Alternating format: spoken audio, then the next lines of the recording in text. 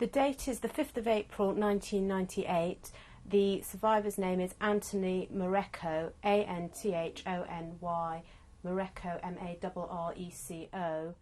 The interviewer's name is Alison Klarfeld, Klarfeld. The interview is taking place in London, England, and it's being conducted in English. Today's date is the 5th of April 1998. The survivor's name is Anthony Marreco, Anthony, Marreco. My name is Alison Klarfeld, Alison Klarfeld. The interview is being conducted in London, England, and the language is English. This is tape 1 of an interview with Anthony Marreco. Could you please state and spell your name? Marreco, Christian name Anthony. Thank you. And what was your name at birth? The same.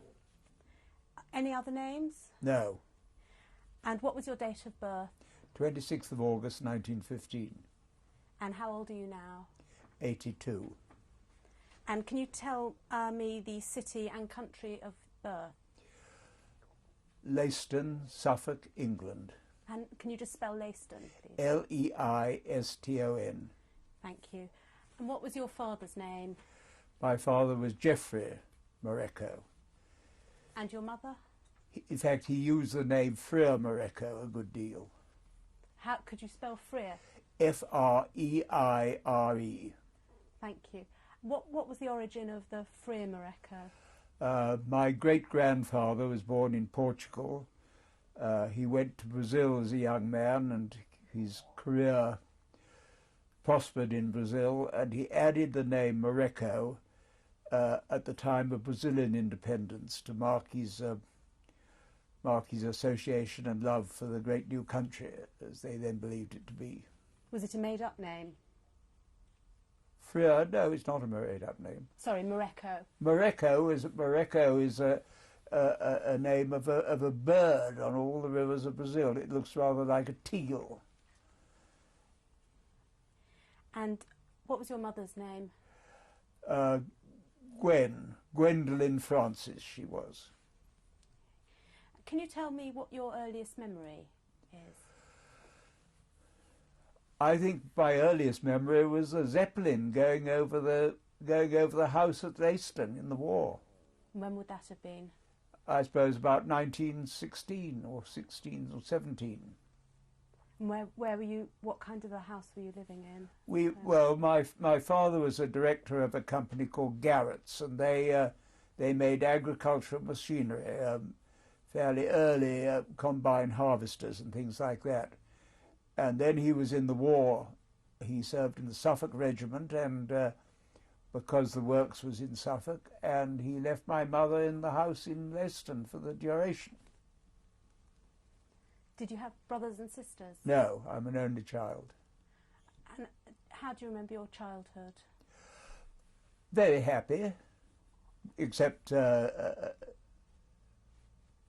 the usual things in childhood, but didn't always go right. But on the whole, it was very happy, a very secure home and very loving parents. And where did you spend your childhood? We moved after the war. We moved to a village near Woking. My grandfather had been very attached to Woking, and he built a rather large villa on the outskirts of Woking at the end of the last century, because it had such a good train service to London, and we lived there. And I went to a private school in Woking called Allen House on Hook Heath, and then I went to Westminster. And were your school days happy? Yes, yes. Except I always loathed games.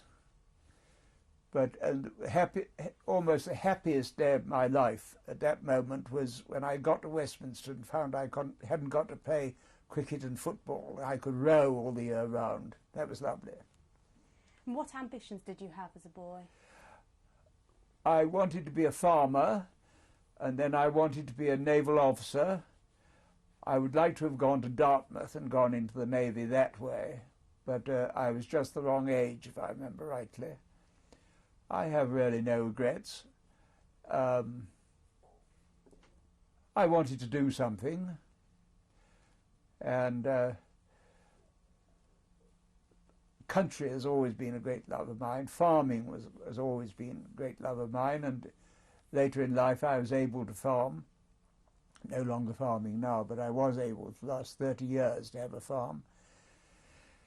And a very normal childhood. How old were you when you left school? 18. And what did you do then? I became an actor, which was always an interest of mine, and I won the Scholarship of the Year at the RADA, I think in 1935, and earned my living as an actor until the war started.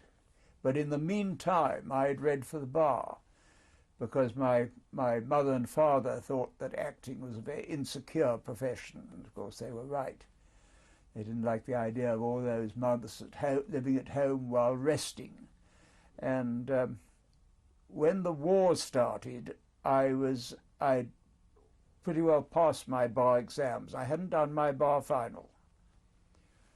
And they sent the papers up to me, and I sat my bar final, invigilated by a Chief Petty Officer, Royal Navy, in a Nissen hut on the island of Trott. Where's that? Trott is in the Orkneys. It was a naval air station. By that time I was in the Fleet Air Arm. And what year was that? 1940, early 40. How conscious were you at the time of what was happening in the rest of Europe? Well, I'd been to Germany, and so I had a particular interest in... I was fully aware that war was approaching. That's why I joined the Navy before it started. But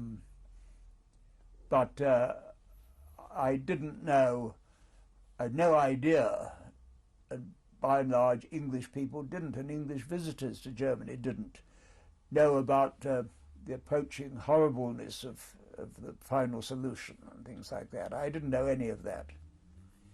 I knew that Hitler had used anti-Semitism as a ladder to climb to the top. Did you have Jewish friends in England? Yes, I had Jewish friends in England. I didn't have very close Jewish friends, but I mean there were a lot of people who were Jewish at Westminster, for instance, and I knew them. Were you aware of any anti-Semitism while you were at school? No, there was no. At any rate, not beyond the usual bad manners that you get in England. You mentioned that you visited Germany before the war. Can you tell me about that? Well, when I was a young man around town, as it were, at that time, and I knew the councillor at the German embassy. He was called Otto Bismarck. He was a grandson of the Chancellor. And at the time of the Olympic Games, he asked me if I'd like to go on an official party to Germany. So I went. What year was that? 1936, August 1936. And can you tell me what your observations were about Germany? Well,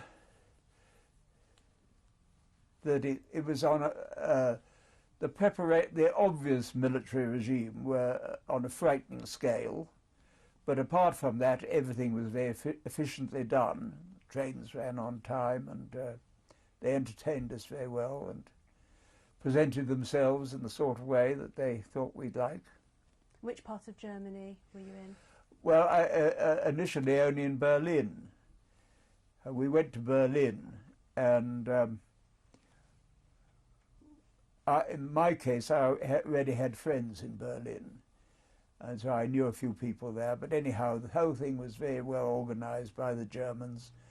It was the whole party was in the charge of somebody called Putzi Hanfstaengl. subsequently well known in biographies of Hitler, who was a sort of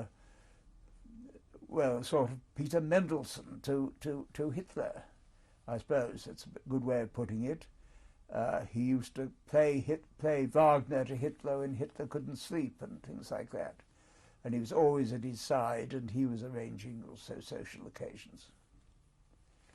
Can you describe were you present at the opening ceremony of the Games? Well, I lunched somewhere before, I forget where, but there were two people I already knew in the whole party. One was Beverly Nichols, now dead, and the other was a man called Hector Bolitho, now became a great friend of mine, now dead, a New Zealander. And we arrived at the stadium, and we found there'd been some muddle about our seats. And for a time it looked as if we might not get in. We were very worried downstairs. And then an SS man started frantically beckoning, and we were taken upstairs and given very good seats. And we saw how good they were when, a moment or two later, Hitler, Goebbels and Goering and their respective wives arrived in the row in front and sat for the rest of the afternoon right in front of us. And what were your observations of them? Well, it was a strange occasion, because it was a very family party. On Hitler, sitting next to Hitler was Leni Riefenstahl, and every time he got up to say anything, she pointed a camera down his throat and took movies of him. And those home movies that I find always so fascinating when I see them now on the screen, because Hitler loved home movies. He was photographed the whole time, every possible position. And then, of course, we were able to witness the display of fury on Hitler's part when, I forget his name now, Jesse Owens, I think, a black man, won the 100-meter race, something like that. And otherwise, then of course, a cannon fired off, and 10,000 doves were shot into the air and circled the stadium, and then we went home. Did you converse with Hitler or his party? No, I didn't. On that occasion, no. Well, I never conversed with Hitler. On various other occasions I saw him. I remember motoring back from Italy and motoring through Munich, and as I went through a little square, there was one of those enormous German cars, a Porsche, I think they were, before Mercedes really, and before BMW's Mercedes, outside a block of flats. So I thought I'd sit and watch for a moment. I was on my own, and I sat there.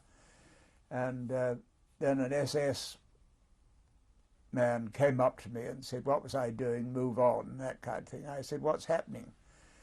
He said, it's der Führer. And told me that Hitler was visiting his sister who lived in that block of flats. So I said, well, can't I just watch? Say, so all right, you have to. And then Hitler came out looking rather worried, rather shabby, in a sort of grey flannel suit and a hat on his head, and got into his car and was driven away. I think that was the only time I saw him, apart from the Olympic Games. When was that encounter? That must have been, that was later, that may have been 1938, that sort of thing, I think, a year before the war. And you mentioned that you joined the Navy. Can you just tell me how that came about? Well, I knew how to fly. I learnt how to fly in the mid-1930s. When I was still acting, I learnt how to fly. And when the war came, I was in a little cottage I had in Cornwall, and so I drove up to London, stayed the night, I think, at some place on the way, and the roads were full of people going to war, and British tanks racing along the roads with "Look out, Adolf, here we come" written on them, and that kind of thing. And the next day I found it wasn't going to be so easy to get into anything. So I went to there was a dear old man, an Admiral Potter, running appointments to the RNVR, had an office near Victoria Station. I went to see him, and he said, well, all right then, but if you want a commission, you've got to fly. So I said, fine, it suits me, and so I did. And started off the war sort of driving observers and ratings under training round the sky from a place called Arbroath in Scotland, on the east coast of Scotland, having done first a conversion course to service aircraft at Eastleigh, which I must say wasn't much fun, but the squadron was a lot of fun because a lot of actors in it. Rafe Richardson was in it, and Larry Olivier was in it. What was your rank? My rank when I started the war was sub-lieutenant. When I ended it, it was lieutenant commander. And where were you posted to? Well, we did a lot of attacks on the Tirpitz. The Tirpitz was lying in Alton Fjord in the north of Norway, and she was about 90 miles up a creek. And the Germans filled the whole fjord with smoke as soon as she was attacked. So we spent a lot of time trying to sink the Tirpitz, and in fact we did disable her. And then I did various operations in the Mediterranean. I was British liaison officer in the first heavy American fleet unit to come into the war, which was the United States aircraft carrier Wasp. That was the old Wasp, eventually sunk at Guadalcanal. And we took Spitfires to Malta. The Mediterranean was closed at that time. We went through the Straits of Gibraltar on a dark night, got as near as we could to Malta, and flew off our aircraft, and they were in action before they landed. This was in 1942. And I ended the war in the final assault on Japan, more or less as an expert on kamikaze suicide fighters. I was supposed to know as much as anybody about them and the tactics of how to shoot them down. Who was your commanding officer? My commanding officer was a captain of my ship was called Formidable, one of the 4 big fleet carriers we had by that time, and my commanding officer was called Captain Ruck Keane. Ruckers is his Christian name, and everybody who knew him was very fond of him. Later Admiral Ruck Keane, now dead. And who were your friends in your unit? Well, all my contemporaries. I got on very well with them. We had a lot of fun in Australia. We had a terrific thing in Australia. When we arrived in Australia, there were very little men in the country, very few men in the country, because the Australians in those days, unlike today, were extremely patriotic people. United Kingdom men, it mattered a lot to them, and they were either in prison in Singapore or fighting in the Western Desert or somewhere like that. And so we had a terrific time. Were there any Jews in your unit? No. And as the war progressed... Well, wait a moment. There was somebody Jewish in my original squadron. He was called Sir George Lewis, and he was a fairly well-known city solicitor. His firm was very much in the news in the years before the war. Otherwise, I can't think of anybody who was. And as the war progressed, did you find out, or what did you find out about the treatment of both Jewish and non-Jewish civilians in Europe?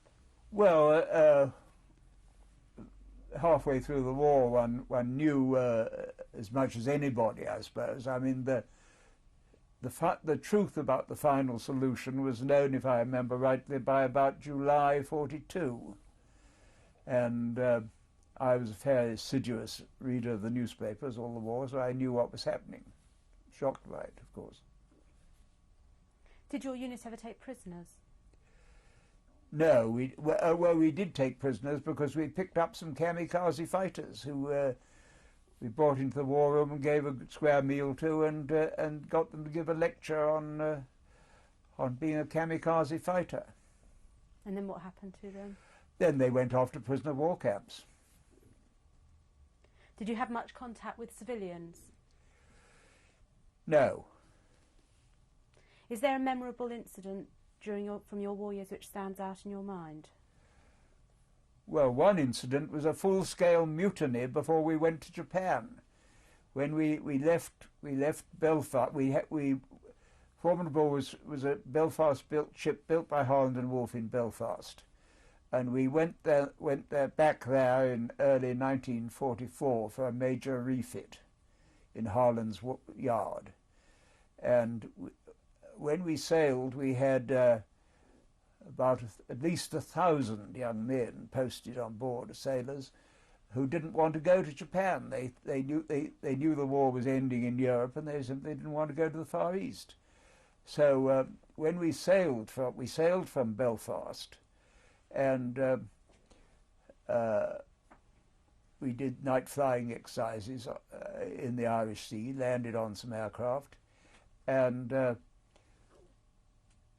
then we went into, in the morning we went into Lamlash, which is a town on the island of Arran. That is the island of Arran that's in the mouth of the Clyde. We went in there, and we had a mutiny. And when the hands were piped to turn to after their dinner, they refused to do so. And we had a very dramatic situation, because there were about 1,000 men milling around in the mess decks and jumping up on tables and making speeches about what a mistake the war had been, and how we'd let the Russians down and that kind of thing by not having a second front long before then, you see. And the officers knew mainly who the ringleaders of this performance were. And as an aircraft carrier, we had a contingent of Royal Marines on board, who incidentally then were able to do what Royal Marines were really there for. They went down into the mess decks, and they grabbed the ringleaders who were standing on the tables and shouting, and pulled them up. And there'd been a signal from Admiralty that morning saying all ships should examine their ship's company to see if they could release any men for service with the army in Burma. So this was obviously our way out, and we shipped them all off to Burma. Whether they all got there, of course, I don't know. But in fact, months later in Gibraltar, I was officer of the watch, and two of them just wandered on board, you know. So I said, "What do you think you're doing here?" He said, "Oh, I'll come down to see what the lads are doing," and that kind of thing. So I said, "Well, off you go. Double quick time, at the double." Are there any other particularly memorable incidents that... No, ships being sunk and that sort of thing. Where were you when you heard that the war was over? I was on my way back to London to take up an appointment at the Admiralty about how to deal with kamikaze fighters, and I left my ship just before we entered Tokyo Bay for the surrender ceremony, and I flew back to Sydney. I knew Sydney well and loved it, and I stayed about. I suppose, at least a couple of weeks there, and then there was a signal from Admiralty saying the war is over. This officer no longer needed at Admiralty. Send him back by the slowest, cheapest way you can possibly find, which they did. And I was senior naval officer on board a very old P&O liner called the Rangitiki, which had been built for 400 passengers, but we had in fact, we had nearly 1,000 elderly people on board, and they'd been in prisoner of war camp, Japanese camps all the war and that sort of thing. They were in a terrible state, and we sailed for England. And a senior naval officer, it was my job to be called at 5 in the morning every morning to bury those our brothers and sisters who had not survived the night, which a lot of them didn't, because every night elderly people fell and hit their head on the taps and that kind of thing, form up a little procession. We used to process down the alleyways in the bowels of the ship and to a door in the wall of the ship and commit them to the deep, while old women looked out of their cabins in hair nets and things like that to see our little procession pass. The ship was a hell ship. Weren't enough chairs for everybody to sit down. I mean, meal times were musical chairs. If you hadn't got a chair by the time the music stopped, you didn't have anywhere to sit. And when did you arrive back in England? We arrived back. It took a month to get back from Sydney, and we stopped on VE on VE night.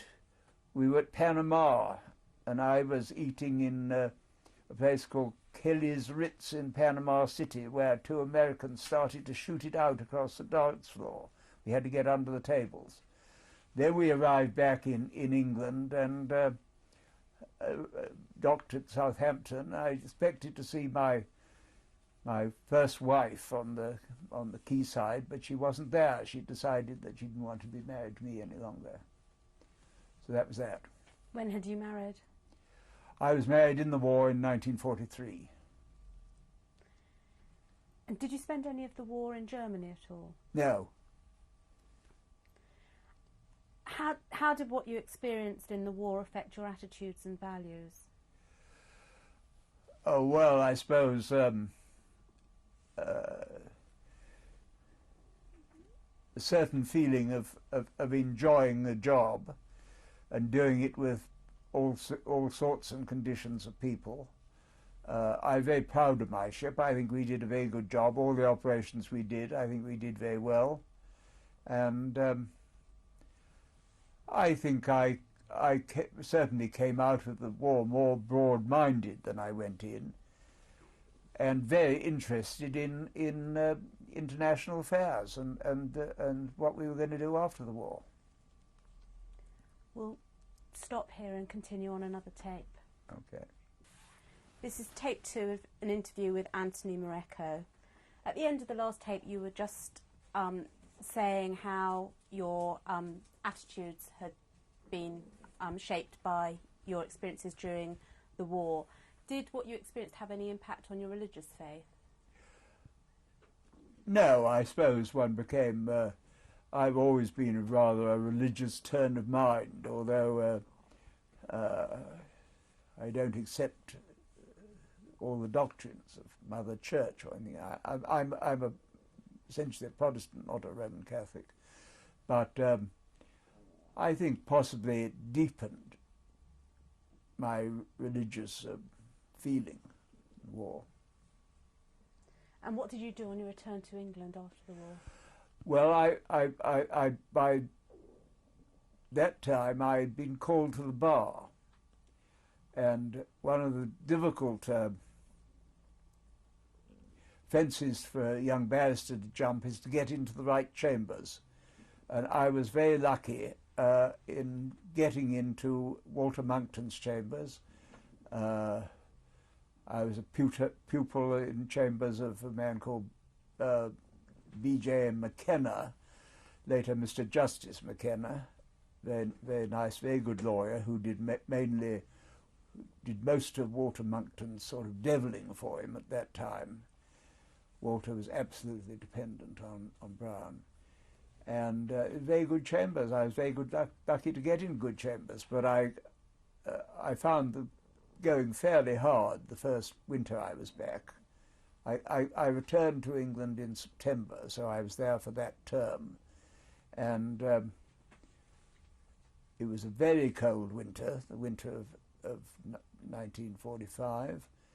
And I must say I became rather dispirited with the work, which was mainly crime, a lot of it big crime, because McKenna did a lot of very heavy appeals to the Privy Council from India, and things like that.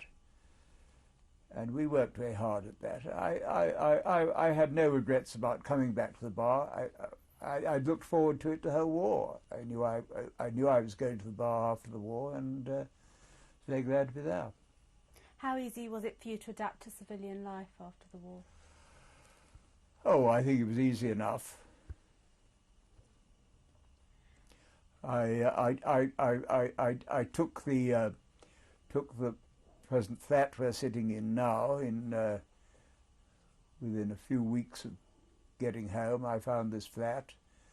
It was very different from what it is now, because there were sort of deadbeat lieutenant commanders, Royal Navy, were always ringing up and saying, "Is Betty there?" It had been a tart's flat, and but I was quite happy in that sort of way. And I knew I had a lot of friends in London, and the first winter back was great fun.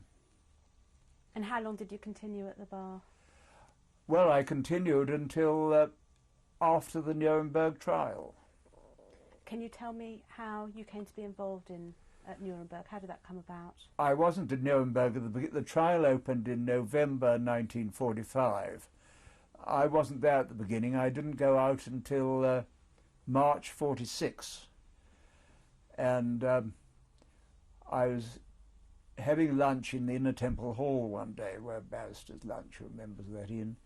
And as I left, the then Attorney General, Hartley Shawcross, now Lord Shawcross, fell into step beside me, and he knew me. He knew me through my father, and he knew me because my mother and father lived by that time in a cottage in Cornwall. My father very keen on sailing, and Shawcross used to bring his 12-metre boat, I think she was a 6-metre boat or 12-metre boat, Vanity, down to the West Country every summer, and I knew him in that way. He said, "How are you getting on?" And I said, I'm enjoying it. He said, "Would you like to go out to Nuremberg?"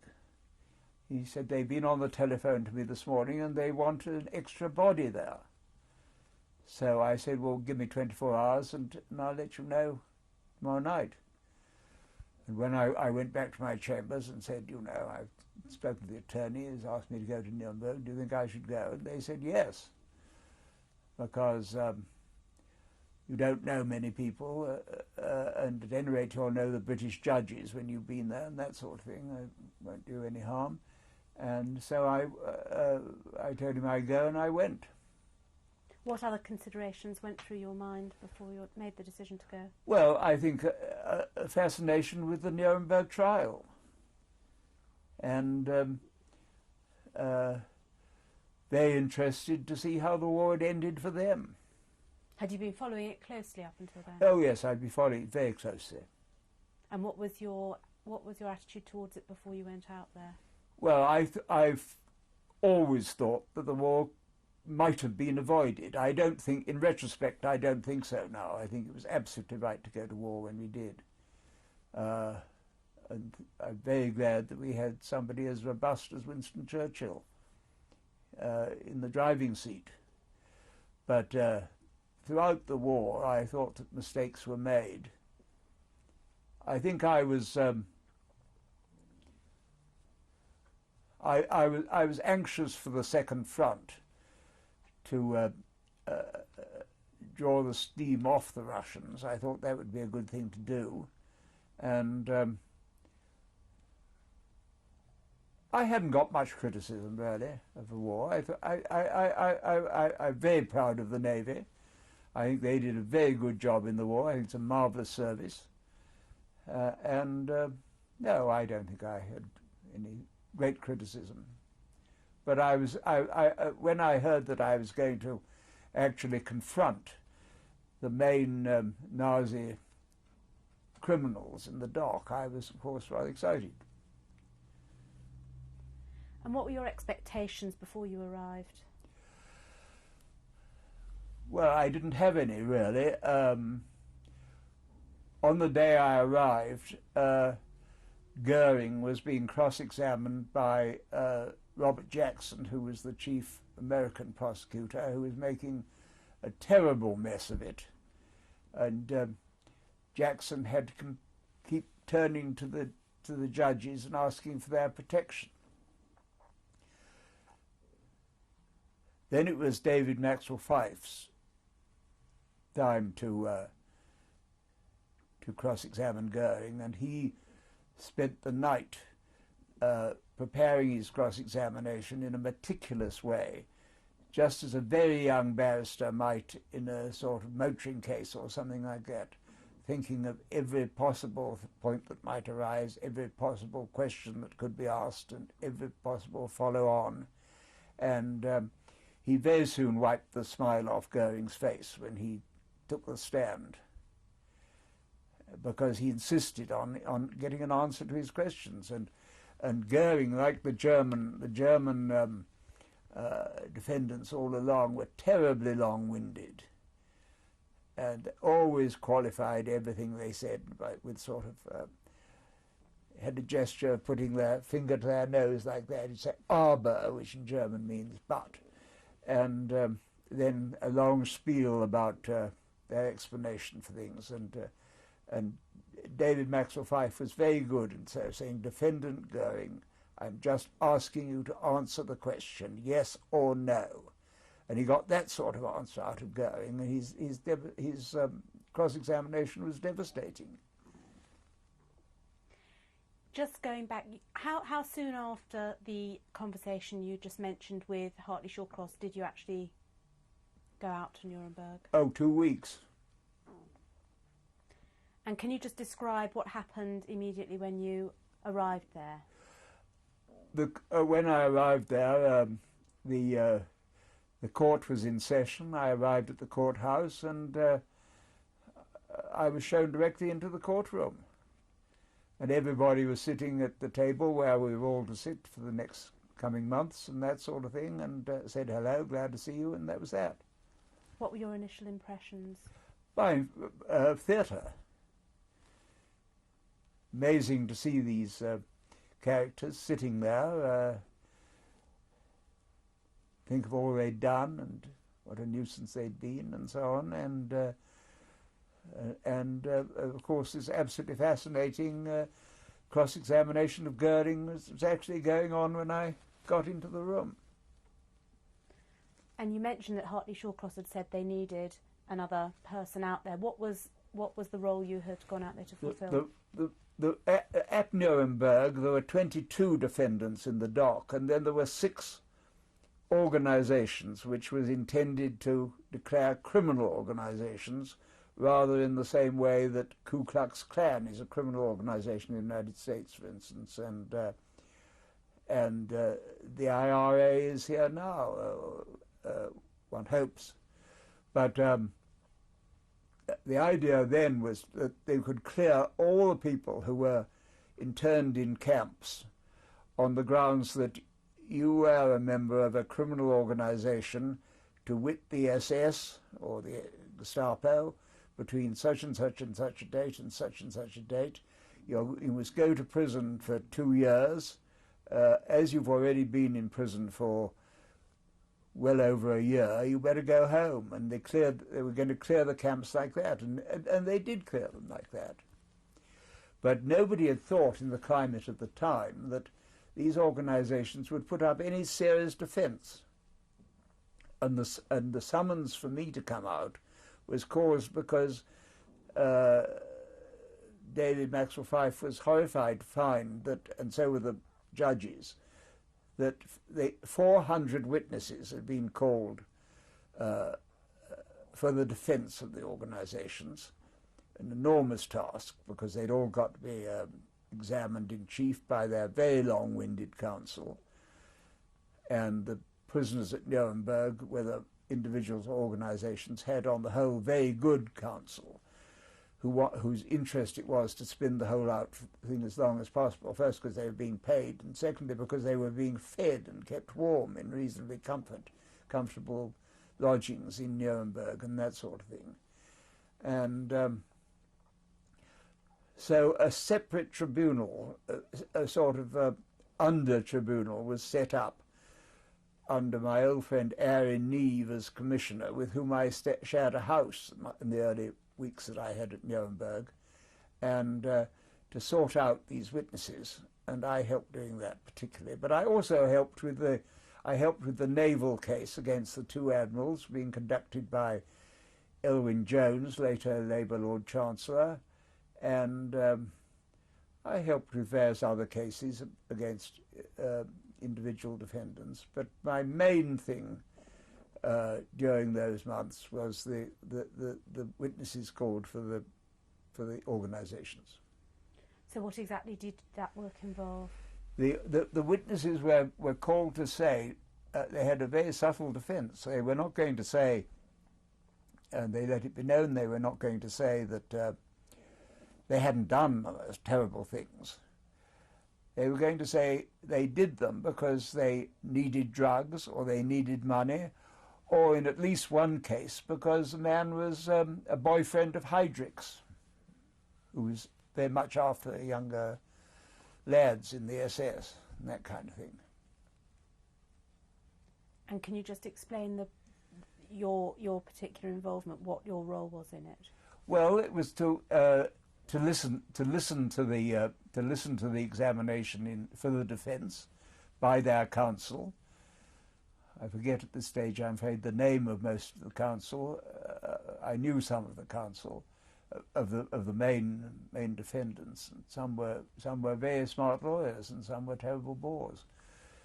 But before this tribunal, I had to listen to their cross-examination in chief, and then cross-examine them. And was this going on in the main courtroom? This was going on in a subsidiary courtroom. And who was presiding over that? Harry Neave. He was called the commissioner appointed by the High Tribunal, or some pompous name like that, Mr. Commissioner Neave. And he was appointed directly by the judges? He was appointed directly by the judges, who were desperate to get home. They weren't desperate. They didn't show it, but they were. They were getting very fed up by that time with the trial, and there'd always been certain stresses and strains amongst the judges. Second English judge, who was Mr. Justice Burkitt, was never very happy at Nuremberg. He didn't really enjoy his time at Nuremberg. Lawrence was absolutely marvellous. He did a terrific job. He had the respect of the whole bench. And I don't know about the judges in the other countries. I don't know what their attitude was to the organisations particularly. But everybody wanted the trial to end by that time. Was there a lot of documentation involved? There was tremendous documentation set out, tremendous documentation, and very well done. There was an Englishman called Ken Duke, Major Duke. He'd been in the army. He was the British part of the documentation centre, but on the whole it was run by an American. They did it very well. Where was all the documentation based? It was in the courthouse. The courthouse was a huge building. It was the courthouse was the old Bavarian Ministry of the Interior, very fine building, and it had the advantage of having a prison attached to it, of course. And there was plenty of room for everything. We all had enormous offices there. I shared an office with another man, but we were lavishly provided with secretaries and office space and all that kind of thing. Was there much cooperation between the various contingents?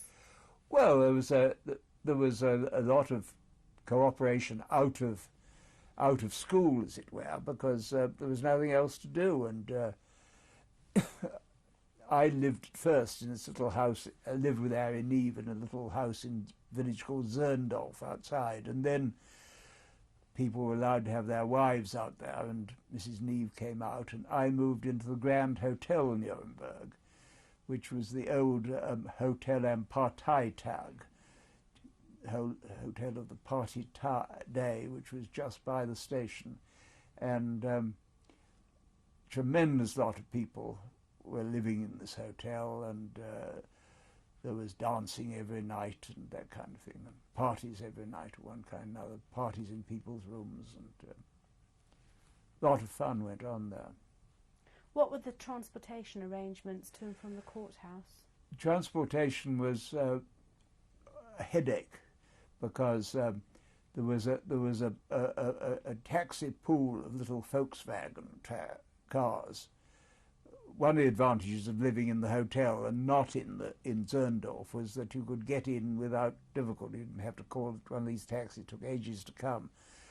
From the hotel to the courthouse you could easily walk. A very pleasant walk in the morning along the river Pegnitz runs through Nuremberg. Nuremberg, of course, itself was just a big heap of rubble at the time. And you weren't supposed to go to restaurants and things like that in the old city of Nuremberg, but one did. And Nuremberg was an agreeable enough life. There were parties non-stop. Every single night there was some sort of party. And who did you mix with? Well, and mixed very much with the judges. I mean, the British delegation was a very happy family because Lawrence, or Oaksey as he eventually became, an extremely nice man, a very nice family, and who I still know. And we used to go out for picnics on Sundays in the pretty bit of country called the Franksche Schweiz. It had a very good river in it, and everybody liked fishing that. I'm not a fisherman, but I mean, we had communal picnics,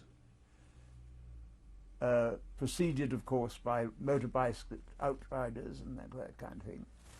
I mean, it was picnicking in grand style. And who were the main people that you were working with, apart from Airey Neave, who you've mentioned? Well, the British team consisted of David Maxwell Fyfe, who became a lifelong friend till he died, and his wife. Then there was Harry Phillimore, later Lord Justice Phillimore, Mervyn Griffith-Jones, later the Common Sergeant at the Old Bailey, but at that time had a big practice. Khaki Roberts was a sort of old-timer ham criminal barrister in the Old Bailey, and a younger man called John Barrington, who also, as far as I know, is probably dead. He was the sort of assistant to David Fyfe, and then we saw a good deal of the army, and they administered our life. I mean, there was a Colonel Turrell was the sort of chief administrative officer, and he was always on the scene. Everybody was very helpful to each other. How did you manage with the language? Well, there was instantaneous translation, very efficiently done.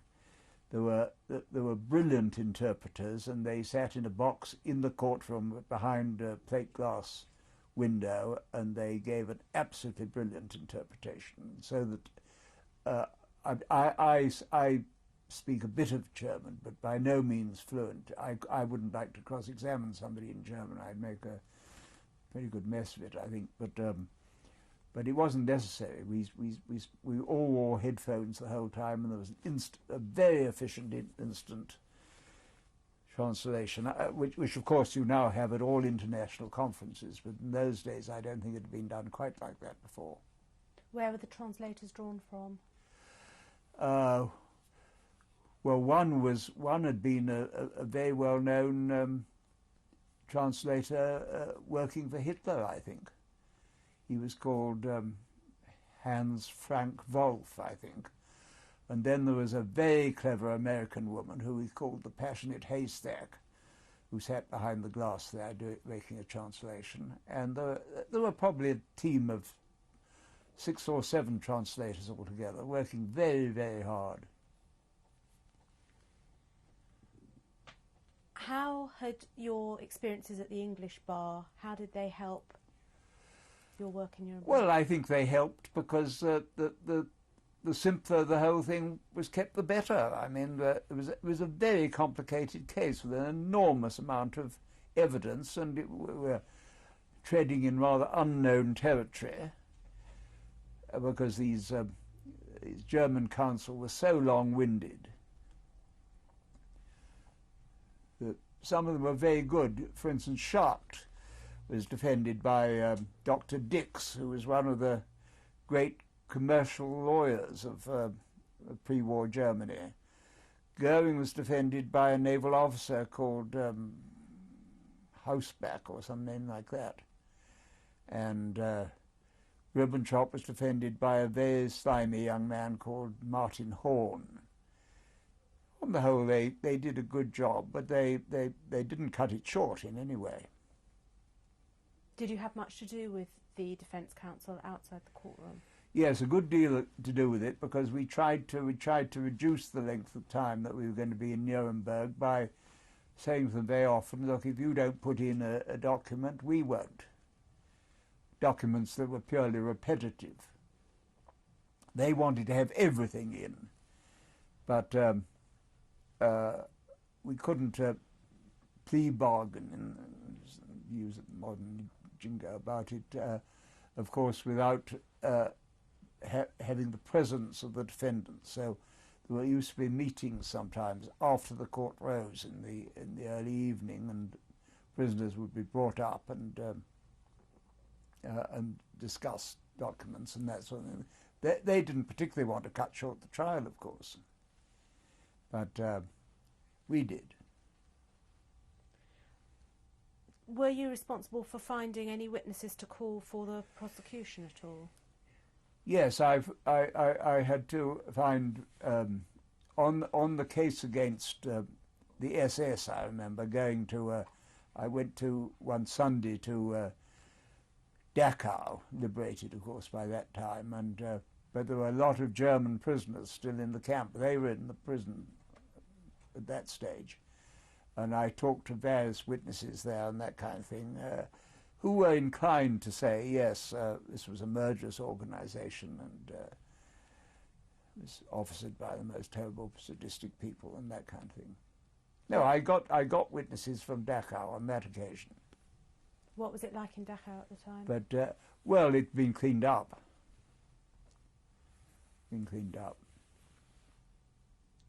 And what happened to those witnesses? Were they brought to Nuremberg? They came to Nuremberg and they gave their evidence before the subsidiary tribunal, and then they returned to Dachau.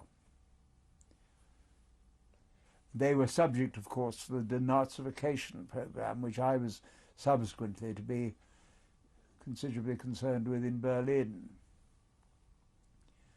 The extent to which it was even remotely democratic, which we wanted it to be. Just sticking for the moment with the actual trial itself, how long did the subsidiary tribunal last? I should think it lasted 3 months. And were you solely involved with the subsidiary? April, June, July. I think it lasted the whole time, until the court rose, really. The court rose at the end of July, and the judges went home to consider their verdict. And during that time, did you spend the majority of time at the subsidiary tribunal, or much time in the... No, I went back to London during that time. And then I was asked... No, I didn't, I'm sorry, because by that time I'd taken up my new appointment in Berlin, which was arranged for me by the British Foreign Office. The Nuremberg trial, so far as the Foreign Office were concerned, the responsibility for the Nuremberg trial lay mainly with somebody called Sir Patrick Dean, who's now dead. Subsequently had a very successful career in the Foreign Office, ending up as ambassador in Washington. And he asked me if I would like to go to Brazil, not to Brazil, I'm sorry, to Berlin, and watch the military government, see what they were doing, and seeing if they were aware of certain facts and needs that emerged in the course of the Nuremberg trial.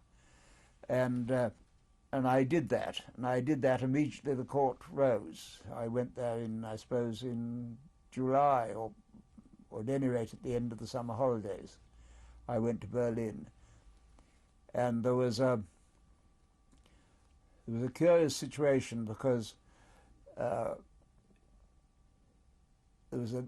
Labour government, Mr. Attlee's government, had appointed to Berlin somebody who you can only describe as a political commissar. His name was Austin Albion, and he was the Member of Parliament for Islington. And his job was literally a commissar to watch what the boys were doing in Berlin. And I was sent to Berlin as his assistant. And I spent the next 2 years doing that. Spent 2 years there. We're just going to take a break and move on to the next tape. This is tape 3 of an interview with Anthony Morecco. Before we broke, you were just explaining that what you did after the trial, but if we could just go back for a moment and stick with your role during the main trial itself. The various contingents who were involved with the trial, can you characterise them in any way? Well, they were a mixed bag. Some of them, we felt, for instance, that people like Streicher, the Jew beta of Nuremberg, were not really Nuremberg material. I mean, we thought they fell way below the general level of the defendants, who, on the whole, were fairly intelligent people. The star was Goering, of course, an extraordinary figure, always very amusing and very quick on the uptake and that kind of thing. And when captured, he'd been heavily drugged. He's with morphia and indeed with champagne, because he drank a tremendous amount. But in the months in prison, he'd slimmed down a lot, so that his white field marshal's uniform was hanging like a toga loosely on him. And he was a tremendously up and down character. I mean, some days he was on good form, and other days he seemed to be in tremendous depression. But he was undoubtedly an amusing man, an intelligent man, and I think a very brave man. He an incident that illustrates his personality rather was this. When you came into the courtroom, there were big double doors, and there were generally a small crowd of people standing just inside the doors, waiting for a cross-examination to end, or for there to be some obvious lull in the proceedings before they crossed the courtroom to their seat. We had in our delegation a very attractive Wren officer, and in uniform. And she used to come into the courtroom and stand there with this group of people waiting to cross to her seat. And she stood right alongside the dock, the edge of the dock where Goering sat on the right, facing the judges. He sat right at the right-hand side, and so that anybody standing there was would be shoulder to shoulder almost with Goering. Didn't prevent his fairy fingers wandering toward his officer's bottom, and she didn't like that. And the judges then ordered that in future she mustn't come into the courtroom. She would have to wait outside the main door and only come in when she was warned by the guards that the thing was clear, and she'd go straight to her seat. But that was very much Goering's personality. Sitting next to him was Ribbentrop, ashen in the face, knees knocking together, could hardly speak, he was so frightened, and cutting really a very bad figure in the dock altogether. Then came Hess, who was acting mad, and whenever there was a break, which happened halfway through sort of every session, people could get up, stretch their legs, Hess stalked round the room, staring eyes and absolutely acting mad. Well, we don't know if he was actually mad or not, but he certainly looked it. And so on down the line. But on the whole, I thought that the defendants were, with the exception of people like Stryker and so on, who were unspeakably obscene little swine, that they cut quite a good figure in the dock. They were very busy all the time in a very Germanic way, passing notes to each other and that kind of thing. And some of them, of course, I suppose already thought they'd be acquitted, which they were. Schacht was acquitted. Fritzsche was another who shouldn't have been in the dock because he was a very minor official of the German Broadcasting Company. And Schacht was the biggest acquittal. There were 11 death sentences and 3 acquittals, and all the others were sent to terms of imprisonment.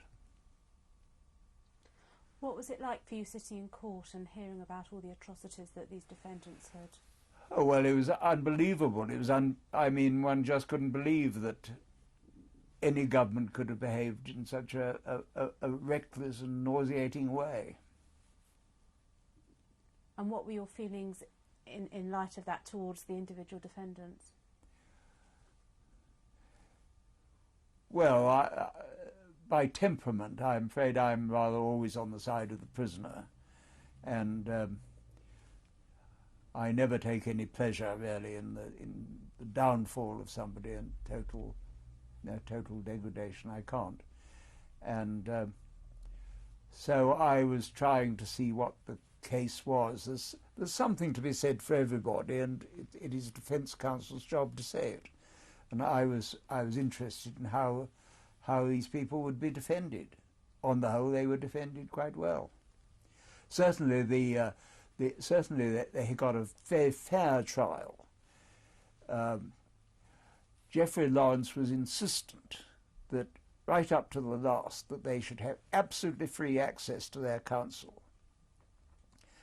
And when we subsequently knew what had happened, that Goering had killed himself, I think we all agreed that, British there all agreed that, knowing Goering slightly, that if he'd had the means of killing himself earlier in the trial, there are lots of moments when he would have done so, when some absolutely damning affidavit or bit of evidence was put in against him, because he was a very mercurial character, as his whole life showed.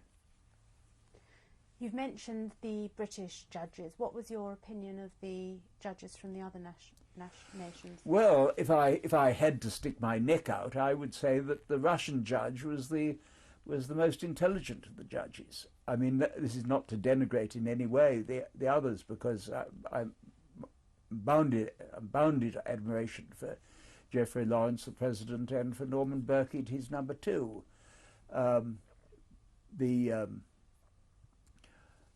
The American judges were, one could only say, very typically American. They consisted of, the main judge was Francis Biddle, a sort of very aristocratic American Boston family and former Attorney General of the United States, and a judge called Judge Parker, who was straight out of a Hollywood movie. I mean, one practically expected to see him flashing his sheriff's badge on the bench. And then the two French judges were very academic. De Vabre, a very distinguished academic French journalist, lawyer, professor of law in some distinguished French university, and then a very French-looking judge called Falco, who sat on the bench picking his nose the whole time. But when one moved to the Russian judges, the subsidiary judge never opened his mouth. He was called Volkov, and he was obviously a member of the KGB, as of course the whole Russian prosecution team was. General Rudenko, who was the chief Russian prosecutor, unquestionably, always wore uniform, unquestionably NKVD. But the Russian judge was General Nikitchenko, and he was Judge Advocate General of the Red Army. A very intelligent, very quick man, with a very good sense of humour, and very fair. In fact, his attitude throughout the trial was, his instructions from Moscow was to get 100% death sentences, and nothing less would be acceptable to Moscow. So towards the end of the trial, he was falling over backwards to find what he could to be said for some of the prisoners, and his attitude was rather that of Pontius Pilate. This man is guilty, hang him. That was his attitude at the end.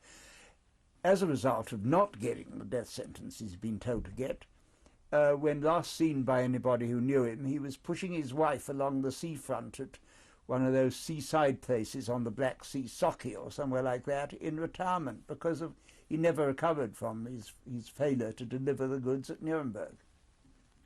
He was a very funny man, a very nice man.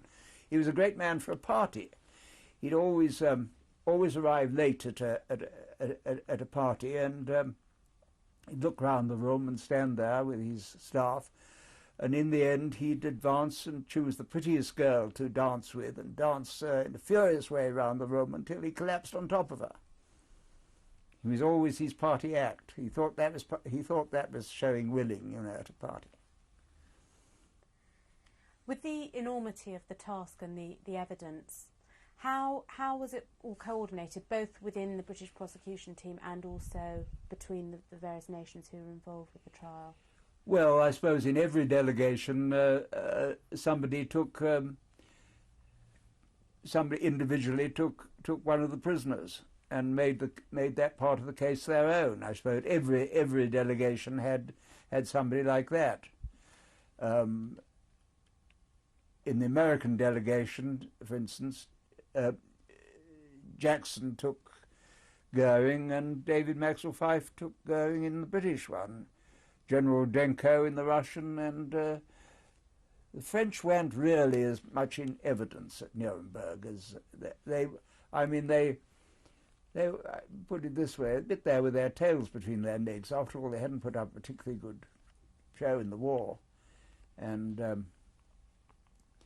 there they were. But they were their delegation was very, very much a sort of delegation of civil servants, people from the French Ministry of Justice and that sort of thing. Some of them very able, and but they didn't make the prisoners in any case quite as much their own as. But with the organizations they did, of course, they were very concerned with the Gestapo, because they'd suffered from the Gestapo more than anybody. But individual prisoners, one didn't feel the actual sort of eye-to-eye contact so much as you did with the other delegations. How did your particular role alter as the trial progressed? Well, I became more and more interested and more anxious to play my part and to help the other people in the British delegation as much as I could. After all, that's what I was there for. You mentioned that you subsequently helped build the case against the two defendants who were admirals. Which, can you just remind us which? Well, Dönitz particularly. Dönitz was charged with unrestricted submarine warfare in breach of the established law of war, and he was guilty as hell, of course. I mean, done the most for submarine commander, he'd done the most terrible thing, failing to pick up civilian prisoners or indeed naval personnel who were in the water and that kind of thing, and unrestricted bombing campaign interested me because I'd spent a good deal of my war on Atlantic convoys in the Battle of the Atlantic, and to this day I regard the Battle of the Atlantic as the crucial battle, by far the most important battle of the last World War, as it will be if there's another war. I mean, to keep the sea lanes open to America and to keep the product of American industry flowing to Europe. Let's hope it will never happen again, but I think that was the most important thing. And amongst the British war leaders, man who commanded the Battle of the Atlantic alone never really got his due, either from history or from his country. What was your particular role in building the case against Burnett? Well, correspondence either through the Foreign Office or through we had an organisation in London. We had an office in London called the British War Crimes Executive, had their office in Lansdowne House, Berkeley Square, and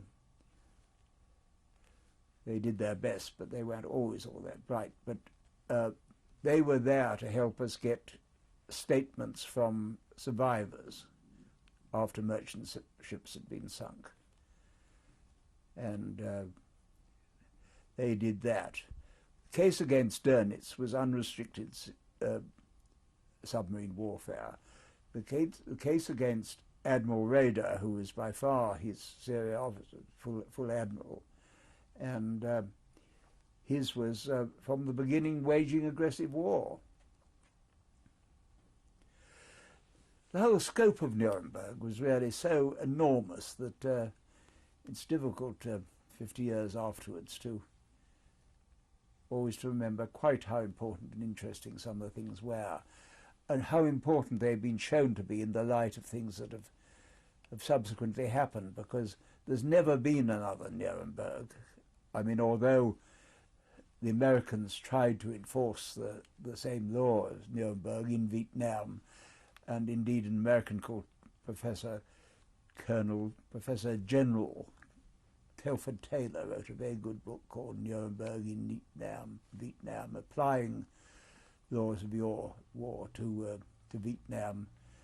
There have never, not in Bosnia or anywhere, have there been war crimes trials that went into the whole scope of aggressive war, because that was the main that was the interesting charge at Nuremberg, was the making of aggressive war.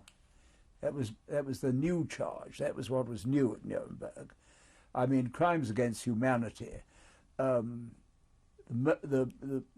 murder of civilians and, of course, of prisoners of war and that sort of thing was not new, but waging aggressive war was, and that was really what was important at Nuremberg. And I think that was what everybody who was there became more and more interested in trying to master the facts. Did you have a sense that you were participating in the making of history? Yes, I think so.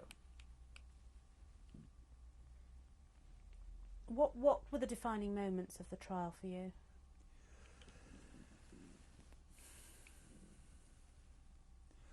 Well, I think, as in every trial, the verdict and sentence was the important part. But I was immensely interested in, of course, the charmer of the trial was Speer. He was the one that everybody thought was, after all, not a bad fellow, because he was the only one who said, well, I'm not attempting to defend what we did, and I'm going to tell you here and now that I regret it. He was the only person who even remotely said that. Any others, I mean, if they regretted anything, it was that they'd been such fools as to believe Hitler. Were you present in court when the films of the concentration camps were shown? Yes. What was the atmosphere like? Oh, horror, absolute horror. Unbelievable, the films of the concentration camps.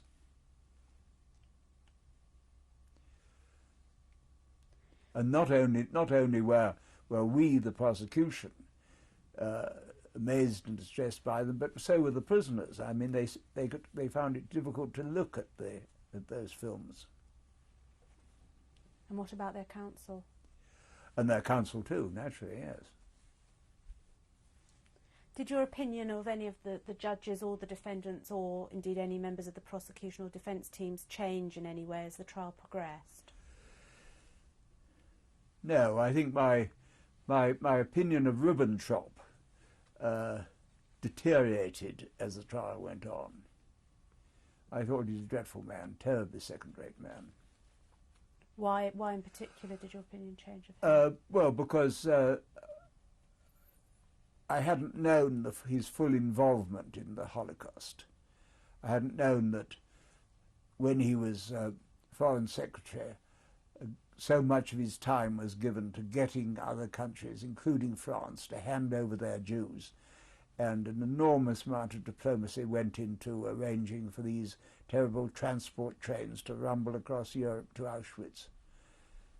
This was a sort of major diplomatic exercise, and he did it. He was a terrible man.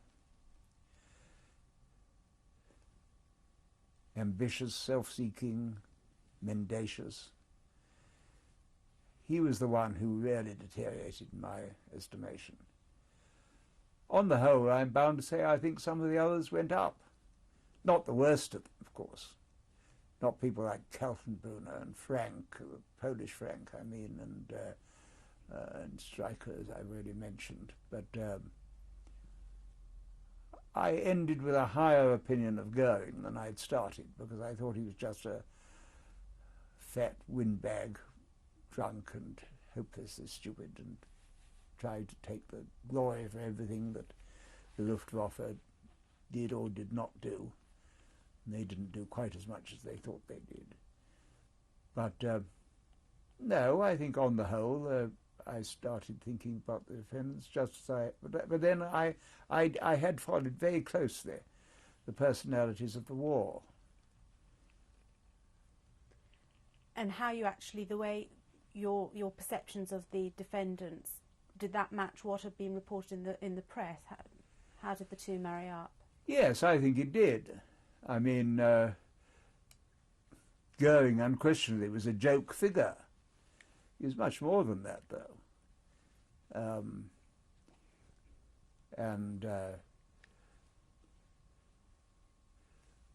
Well, their attitudes were absolutely terrible. They'd done terrible things. I mean, the mountains of false teeth in the Reichsbank. One could hardly think of terms of people like that I mean, supposing today you were told that Eddie George was collecting false teeth from concentration camps, and that our gold reserves were held even the tiniest bit in that form, we'd be terribly shocked. Well, we were. What was the media presence like at the trial? Media presence was very much there. I suppose the Times correspondent, I think of particularly, was a man called Bob Cooper, now dead. Liked him very much. All his reporting from Nuremberg was very fair. Otherwise, the press were well represented there. I think they did their job. I mean, I must say, I don't want to decry their work, but I mean, I didn't read all the popular papers all the time. I didn't read the tabloids at all, I don't think, at Nuremberg. Another aspect of the media was that a lot of writers came out there throughout the trial.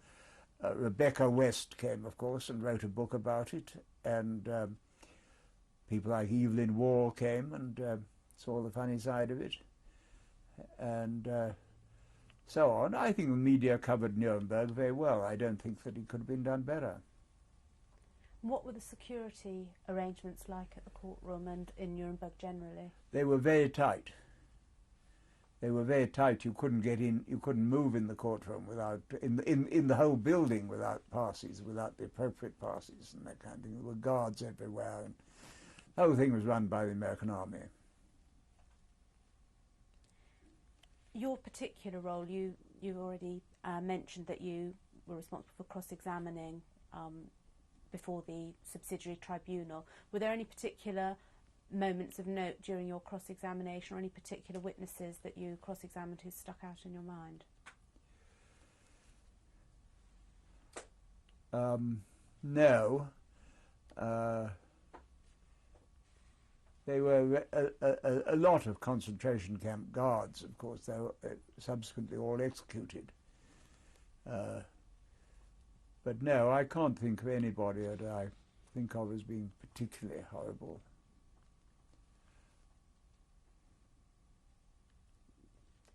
Did you have any direct contact during the trial with any of the defendants? Yes, I did at various times. But there was this sort of discussions that would go on after hours about documents, and I was present at some of those. I didn't really have much to do with any of the more important defendants.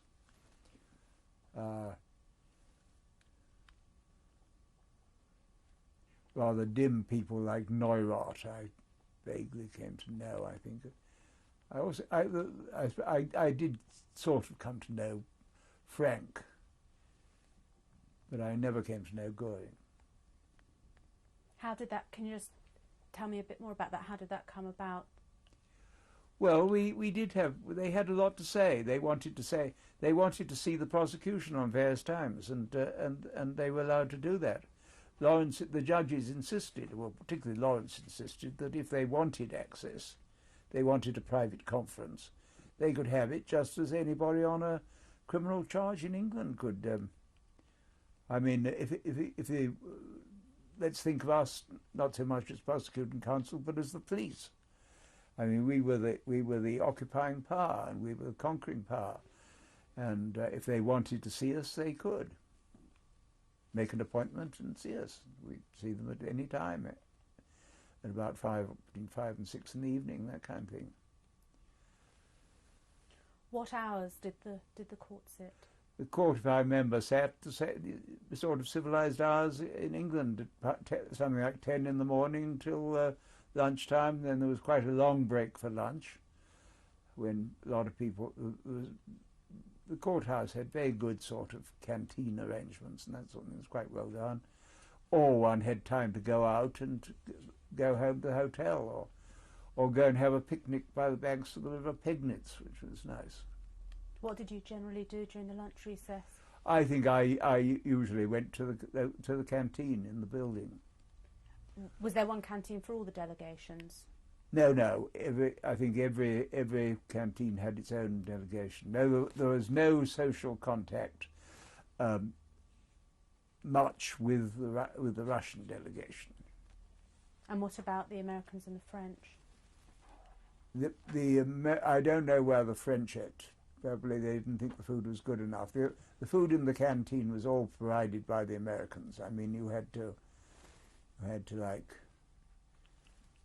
Coke and Hershey bars and all those sort of things. We'll just wind up here for the moment and carry on the next tape. This is tape 4 of an interview with Anthony Morecco. Before the break, you were just explaining about the catering arrangements in the courtroom, and how they were there were different arrangements for each delegation. What about public access to the trial? There was a public gallery, and sometimes, for instance, Göring's wife used to appear in the public gallery. But there wasn't a tremendous interest, I don't think, in Nuremberg. I mean, they thought it was victor's justice, and there was going to be a judicial murder, by the conquering power. I don't think that what happened day to day in the courtroom was of great interest to the people of Nuremberg. What things during the There were supposed to be 25,000 bodies buried under the rubble of Nuremberg at that time, and so you can imagine how the whole place was pretty chaotic, and apart from one or two sort of black market restaurants after dark and that sort of thing, there was no life in the city of Nuremberg.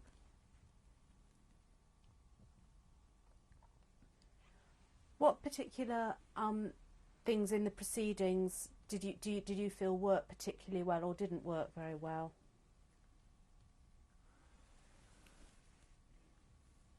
I think that the meticulous documentation of everything said worked very well. I think the Nuremberg trial would have been worth it alone just to get the whole transcript of Nuremberg in every really good library in the world, which it is. I think that was what really worked well. I also think that the general sense of fairness and decency that it imparted to the Germans is very important. They've never forgotten it. And anything that you did that didn't work particularly well? No, I don't. I can't remember a frightful hash being made of anything at Nuremberg. Can't remember anything really awful happening. And procedure-wise, or from any other point of view, how did the trial differ from what you were used to being at the bar in England? Oh well, I mean the procedure was very much the same actually. As I said, when David Maxwell Fyfe cross-examined Goering, he did it just in a copybook way, as a young man in chambers might do a running down case. But we tried to keep the thing on a reasonably high level, and so far as I was concerned, or anybody else concerned, we're trying to do our best, I think, and learn. And of course, most important of all, give one or two good points to our leaders there. I remember, for instance, because the speeches that Lord Shawcross came out, and he wasn't Lord Shawcross during the trial, he became it afterwards, but he came out, he made the opening speech of the trial. He came out several times during the trial to see what was happening, and he came out and he made the closing speech, which was very good. But naturally, like any product of any chambers, I mean, there was an input to it from most people who were there. And I remember he was made to say by those who'd written his speech,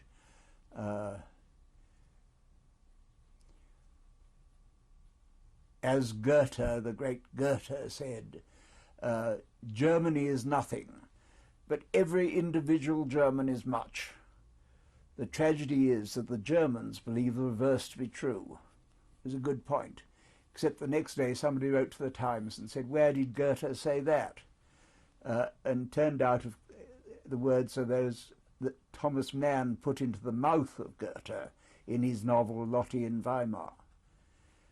That sort of thing went on a good deal the whole time. You know, there were mistakes made by us within our own little world. But Shawcross's closing speech was very good indeed. Did you participate in the writing of that? Peripherally, yes.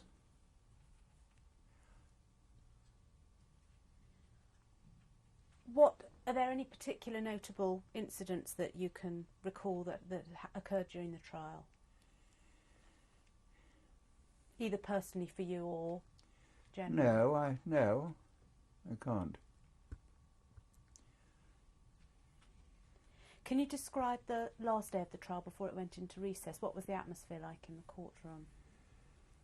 Well, it ended very quickly, if I remember rightly. I mean, the judges started to fold up their papers and get up, and the court was adjourned for what seemed a rather long time. I think. I mean, I think Lawrence said we'll meet again in October or something like that. You know, seemed a long way away, since these chaps are waiting to know the result.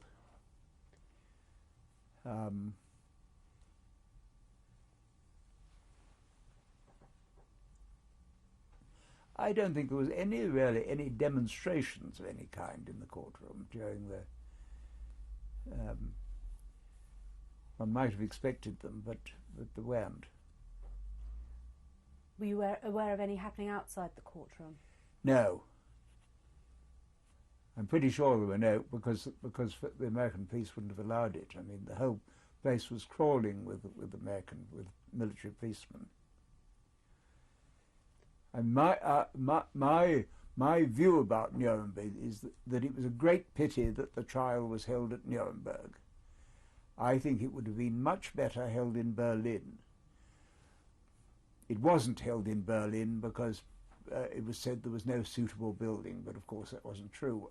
One could have built a building and didn't have to have an enormous, ornate 19th century ex-Minister of the Interior for a courtroom. We could have had it in prefabs, really, for that sort of thing. It's not the building that matters.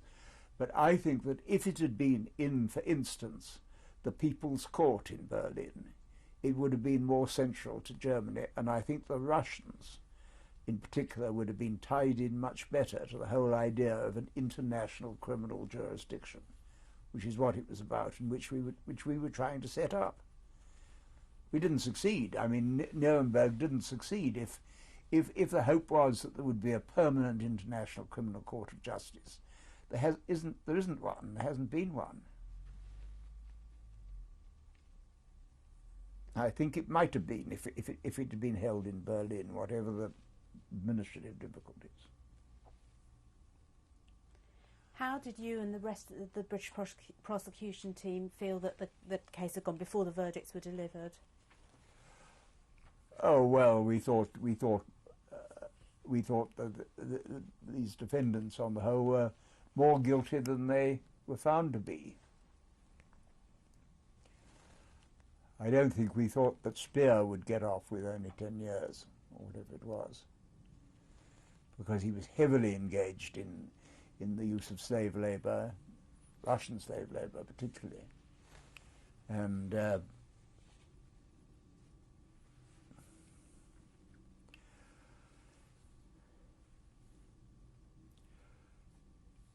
Schacht was such a horrible character. He was heavily involved in the whole common plan to make aggressive war, and I think there was a certain regret when he was acquitted. On the whole, the sentences were more lenient than we'd expected. And what happened to you when the court went into recess? What did you do? Well, I was by that time taking up my new appointment in Berlin, and then and I knew that all the people concerned with Nuremberg, and the Americans asked me if I would like to go back and as their guest and hear the judgments, which I did. Were the other members of the British prosecution team present in court for the verdict? No, somewhere, I forget who was and who wasn't. I imagine that David Maxwell Fyfe was there.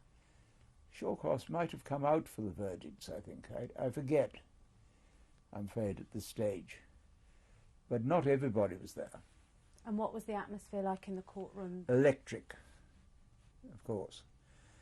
And the defendants kept... there was in the back of the dock there was a sliding panel, and there was a lift down to the prison.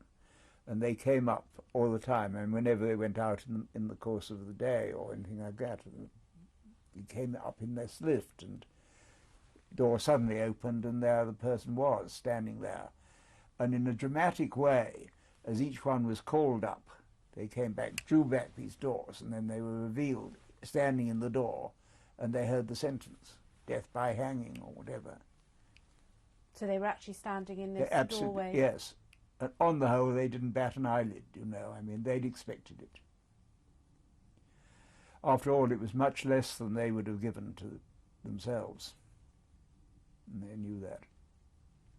So was it not the case that not all the defendants were in court together to hear? No, they weren't in court. They came up one by one and came into the back of the dock through this sliding door on the lift. And what was your reaction to the verdict? Well, very dramatic moment, and I thought the sentences on the whole were more lenient than I'd expected. But I wasn't sorry about that. I'm never sorry when people get away with something in a way. You mentioned that the defendants themselves showed little reaction. Yes, they showed very little reaction. What about their... Ribbentrop showed reaction. I mean, he went even whiter. But Goering pretended not to be able to hear the intercom and made all sorts of signs, you know, and generally showed, you know, these fools, they can't even make the bloody headphones work. That was his attitude. But on the whole, they were quiet and dignified. They heard the sentence and they went back. Were their families present in court for the No, sentencing? No, I don't think so. Sometimes they were during the trial they were in the public gallery. I think I mentioned that Frau Goering sometimes came in, but I don't think they were there for the sentences. And what was the reaction of the defendant's counsel? Disappointment. It was all over. No more salary, no more nice warm lodgings at our expense, and that sort of thing. And what was the media reaction? Media reaction was big headlines. Tremendous reaction in London, of course, and I suppose everywhere, making the very best of that side of the thing, of the very salacious side of the case. What about the court personnel, the people who've been present throughout the trial? They went about their daily business. The executions weren't carried out immediately. They were carried out about a month later, you see.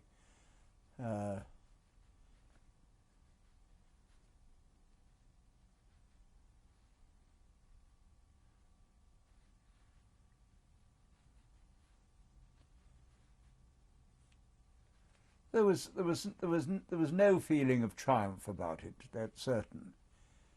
There was a feeling of sadness that the war had been so unnecessary and so awful.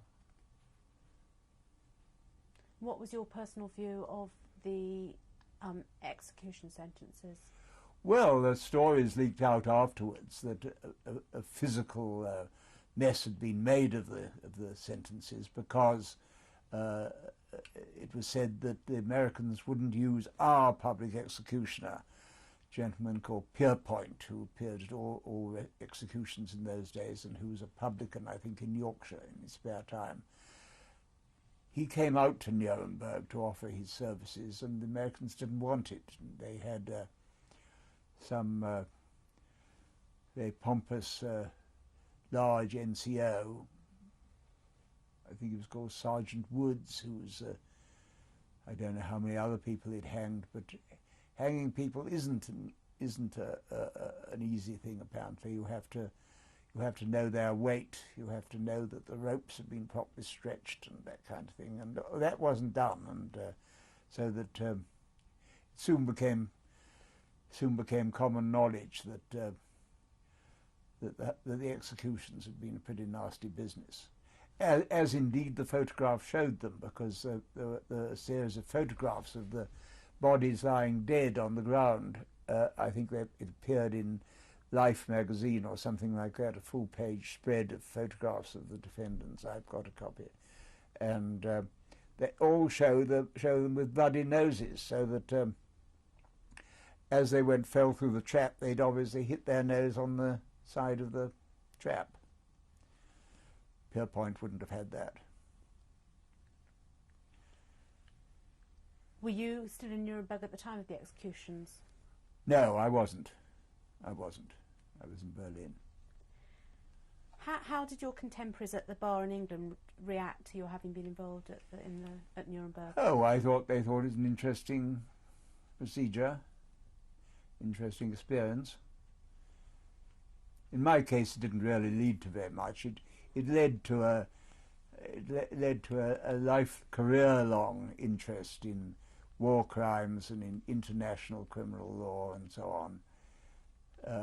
I went back to the bar afterwards, and I found it very slow, and I decided to do other things. So 6 months after Nuremberg, I left the bar. We'll come to that in a short while. Were you ever at any stage threatened or retaliated against for having taken part in the trial? No, never. What do you think the legacy of Nuremberg was? I think the legacy is a determination to establish a permanent criminal court on the lines that of the court now established at The Hague to try war criminals from Bosnia. But it's very slow getting off ground. Of course, before you try anybody, you've got to catch them. And at Nuremberg, we had the great advantage of having the defendants in prison. What's your view of what's going on, what's being organised at The Hague today? Well, I think it's well worth doing. I think we've got to press on with it all we can and see what happens. And if in the end Milosevic protects his not so merry men like Mladic and Karadzic and so on, I think they will have to face certain consequences because of it. I mean, I don't think they're easily forgiven for refusing to bring these people to trial.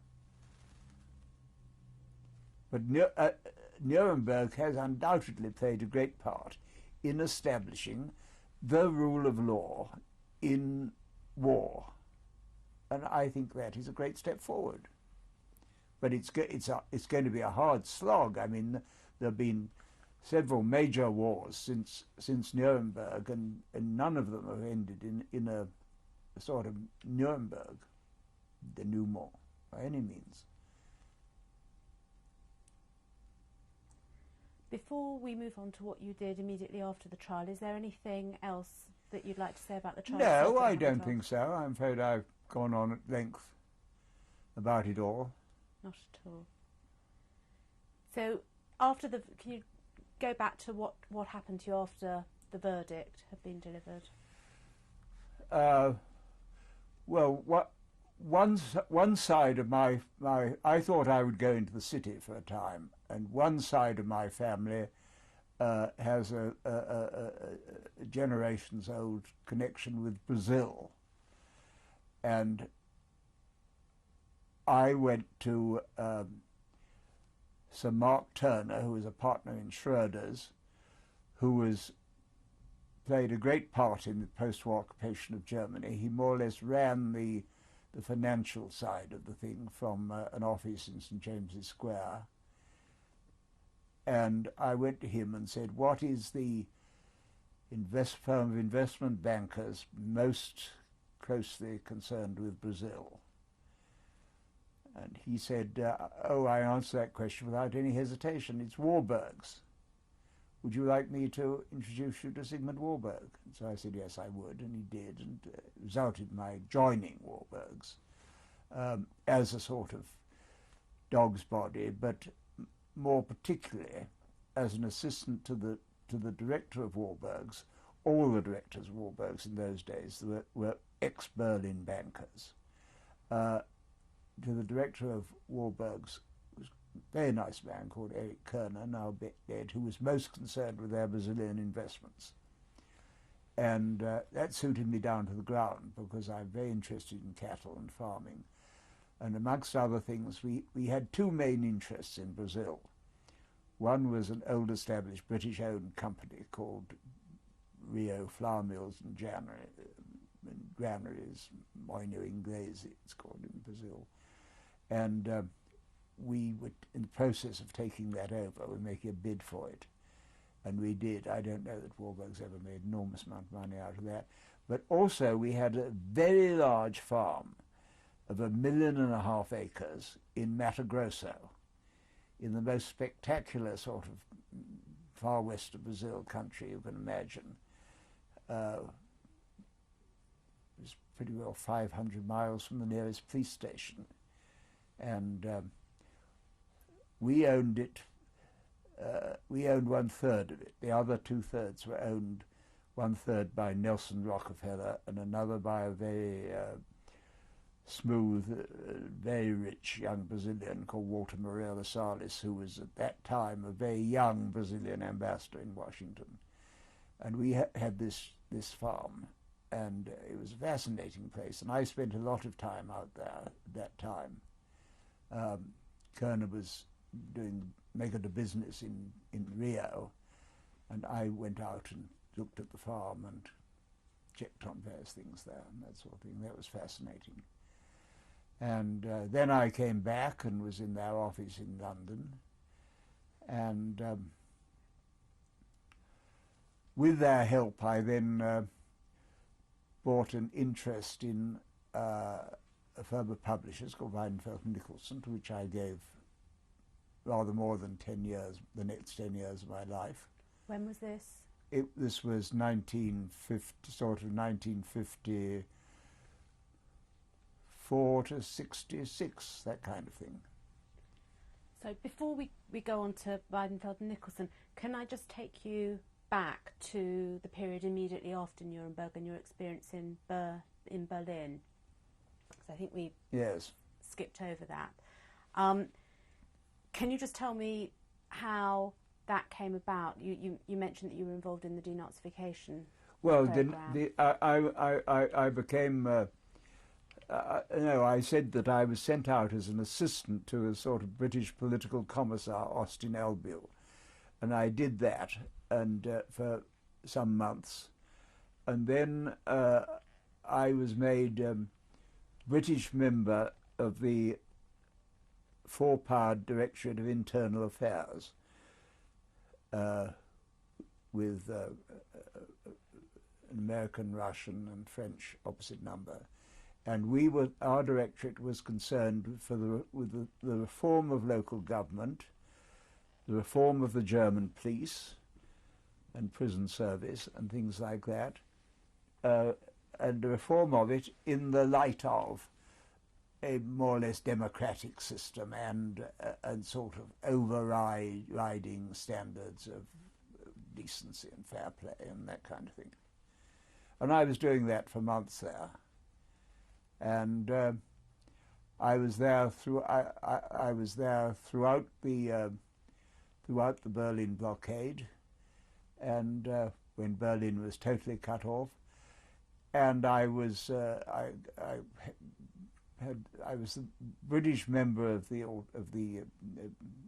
Allied Directorate of Internal Affairs, and I call myself Chief Staff Officer to the political advisor on his sort of in-office work. The political advisor was first Lord Strang, and then later, and more particularly in my time, Sir Christopher Steele, who eventually became our first ambassador to Germany when we had one, and we ran this thing in Berlin, and it involved travelling all over Germany continually. It involved a good deal of administrative responsibility for the local government branch, they were called, and we had well, they were, in German terms, they weren't exactly Gauleiters, but they were. The whole thing was organised a bit on the same system as the Nazi Party had been, in cells, and nobody quite knew what the other people were doing. And I had a sort of power to hire and fire over these people. And I got some quite interesting people out to Berlin to write interesting reports on aspects of the thing. I remember I got out Sir Zelman Cohen, who I'd known in that hell ship coming back from Australia in the war, when if one had sent to him as we stood up on deck under a tropic moon crossing the Pacific and discussing things like does God exist, the things that people of that age like to discuss. If one had said to him, Zelman, one day you're going to be Governor-General of Australia and Master of Oriel College, Oxford, he wouldn't have believed you. But he was then at Oriel, I got him to come out, and he wrote a valuable report for our military government.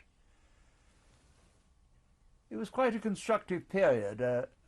The military government of Germany was very well organized and had highly intelligent people. General Robertson, who was the military governor, was a very nice man. I'd known him more or less all my life.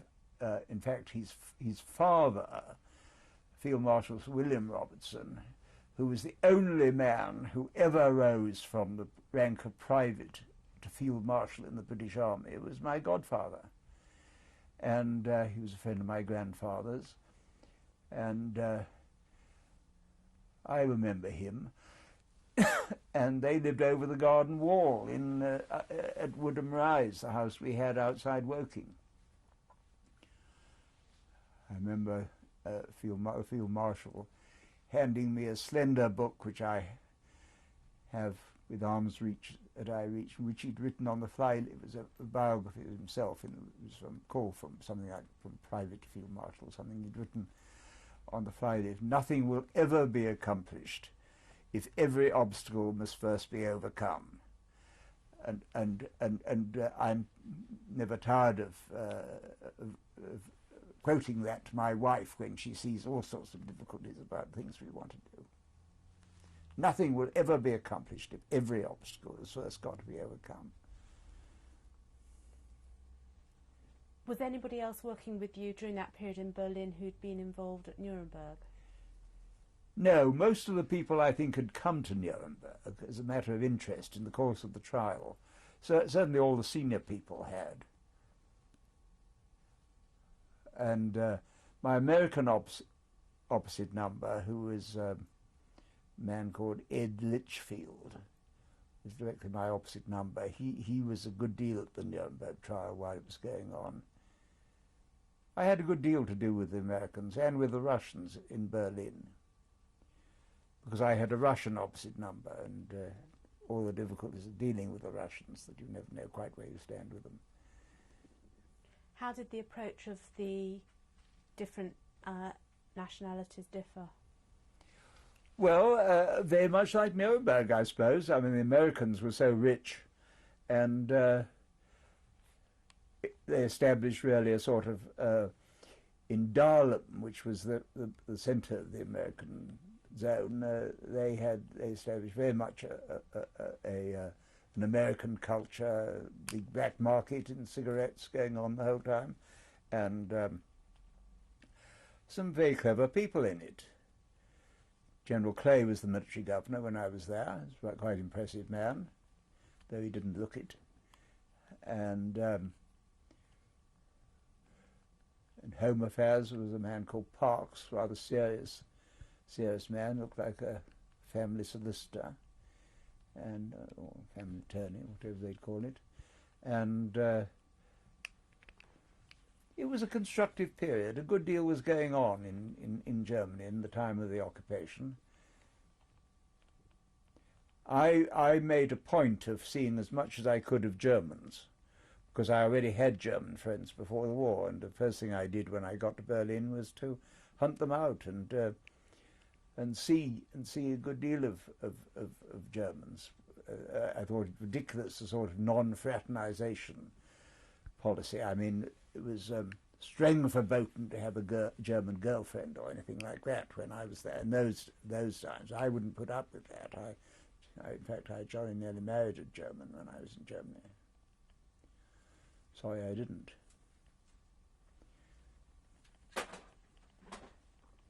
What was your what do you consider were the main achievements during that period?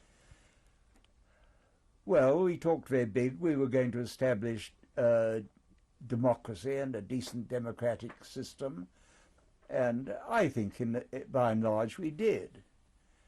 At one time I was made responsible for we had a sort of embryonic democratic assembly sat at Hamburg. It was called the Zonenbeirat, and it was presided over by Dr. Adenauer, who was totally unknown in those days, of course. he was just starting his party, and I had to deal with him a lot and get this thing going and try and get it going in a workable way, a sort of mini parliament, and it involved long sessions with Adenauer by the light of a candlelight stuck in a bottle in a sort of cafe next door and that kind of thing. And there were three young men, and they were sort of working for Adenauer. They were assistants. And each in turn came to me and said, what future did I see for this outfit? Did I think they should leave and get jobs in industry or something like that, or should they stay there? And I had enough confidence. I had great confidence in Adenauer. He was a major figure. I had enough confidence in what we were trying to do in setting this thing up to advise them to stay in party politics. And they did, and each of them made staggering progress. In fact, one of them was Schroeder, who is now the likely candidate to replace Kohl if the Socialist Party win. Another man, Blankenhorn, became ambassador in London, and Johnny Hervert, his successor. No, Hervert came first, I think, and then Blankenhorn. And they made staggering careers in that sort of thing. I think that our personal influence on Germans really was what came out of that time. I was able to do a lot to help them in many ways. I mean, we were there to help. We weren't there to punish.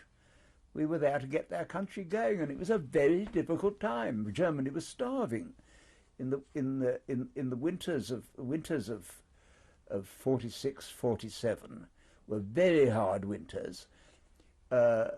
Agriculture had totally broken down. It was entirely on a barter system. I mean, the only food there was, you got on your bike, and, as Tebbit would say, and went out at weekends and talked to the local farmer and tried to buy some food for him for cigarettes. That was the state of Germany in that time. And you say, well, they brought it on themselves, so indeed they had, but it doesn't alter the fact there was a great deal of suffering, and we were able to help in that. We were able to get their country going, and some would say we got it going so well that, and the judge summed it up, and it came to much more than the witnesses ever had said, as the judge says in Hunting of the Snark. But we did our best, and I personally am very proud to have served with the people, the British Control Commission. I think Robertson did a very great job as he wasn't a professional soldier. He'd done very well in the war because he'd been Monty's chief of staff before he got the job of first chief of staff, then deputy military governor, and then military governor there. But between the wars, he'd just young enough to have been in the First World War, and then he was the manager of Dunlop Rubber in South Africa for a long time. He knew Africa very well and was very interested in Africa. He was exactly the right man, I think, for the military governor's job, and did it very, very well. We'll just take a break there and carry on. Yeah, okay. This is tape 5 of an interview with Anthony Morecco. Before the break, you were talking about your experiences in Berlin post the Nuremberg trial. What was the main challenge, you would say?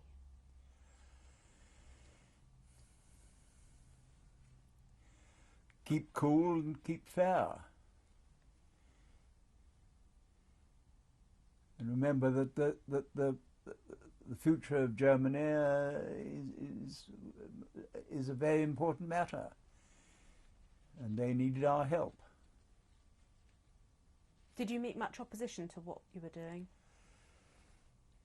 No, one found occasionally Germans who didn't want to talk to anybody English.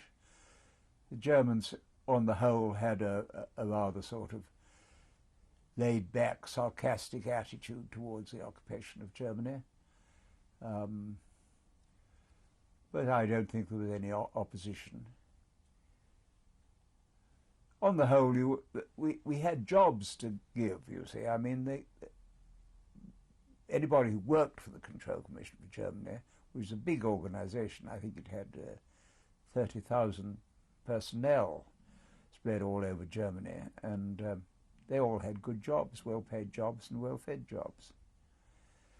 And they, sensible enough people on the whole to know that it's better to try and do something positive in life than, you know, than make the best or worst of a bad job. Apart from living conditions and poverty that you've already talked about, did you find the German people much changed as a result of what they'd experienced? Yes, they were much more subdued, much less arrogant and much less bombastic. And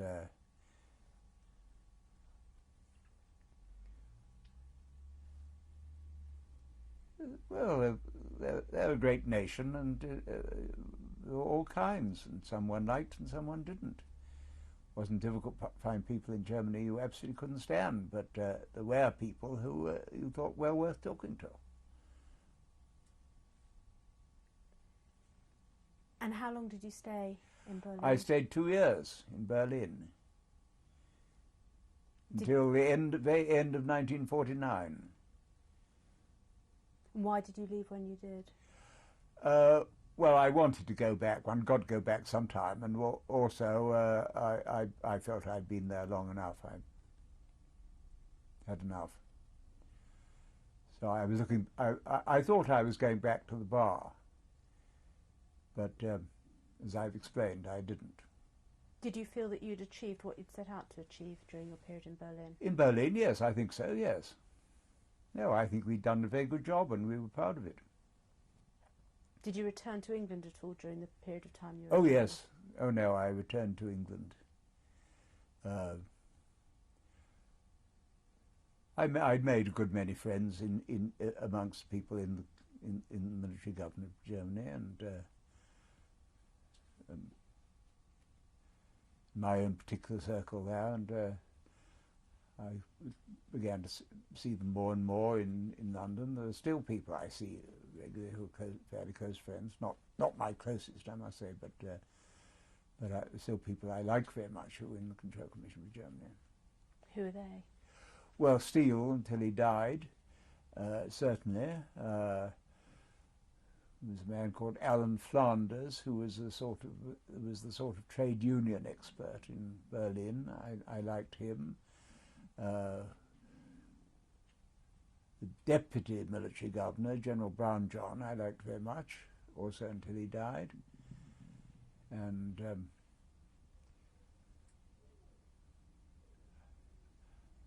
I had various girlfriends the time I was in Berlin, and they continued after I'd left. Who did you keep in touch with who'd been on the British prosecution team at Nuremberg or otherwise involved in it? Well, I used to, until David Maxwell Fyfe died, I used to go and have regularly when I was in London, because by that time I was living a good deal in Ireland. And I used to go every Sunday night supper in London to have supper with them in the flat that the present Lord Chancellor has done up in such a spectacular way. I must say, in the days of Max Fyfe there, they would never have spent much on wallpaper or anything like that. The only picture I can remember hanging in the dining room is one of those luminous views of the Moscow woods that Khrushchev and Bulganin had given to David when they came to London. Otherwise, there wasn't much in the Lord Chancellor's residence in those days, but it's still a lovely flat and well worth maintaining. I'm very glad to hear that the present Lord Chancellor has done something about it. Although 650,000, the Maxwell Fyfe would never have considered spending that sort of money on decorating anything. And at the time you left Berlin, how different were things there than when you'd started there 2 years Oh, previously? very different. In what way? Well, industrially, Berlin was beginning to revive. There was a great deal of building going on, and people had settled down into when I first went there, I mean, the Germans really didn't have flats or anything like that. They were living with relations or getting their heads down where they could somewhere. By the time I left, it had become one could see that it was going to be a great capital city again, and it had a totally normal life. And of course, in our zones, we had done a good deal to bring that about. Did you come into contact with any Jewish survivors while you were there? Yes, I did. I can't remember any specific Jewish survivors that I particularly knew, but of course, at that time in Berlin, there weren't many Jews in Berlin. They, they knew better than to go and live in Berlin because they'd had such awful experiences there and that kind of thing. So I can't say that I had any very close German Jewish friends at that stage in Berlin. But the attitude towards the Jewish population of Germany had totally changed as a result of the war. There's no doubt about that. I mean, nobody expressed any anti-Jewish sentiments, because apart from anything else, it would have been our job to smack them down if they had. I wouldn't have been tolerated any attitudes that were totally anti-Jewish from German friends of mine, and I didn't get them. Did the British do anything to help the survivors? I think they did as much as anybody to help, yes. I mean, the Control Commission for Germany were very aware of what had happened in the war years. It was part of my job to see that they were aware, and if they didn't know, then to see that they were told, and that kind of thing. And that had changed the attitude of everybody, German as well as English. I mean, by the time I left Germany, Germany had become a new country.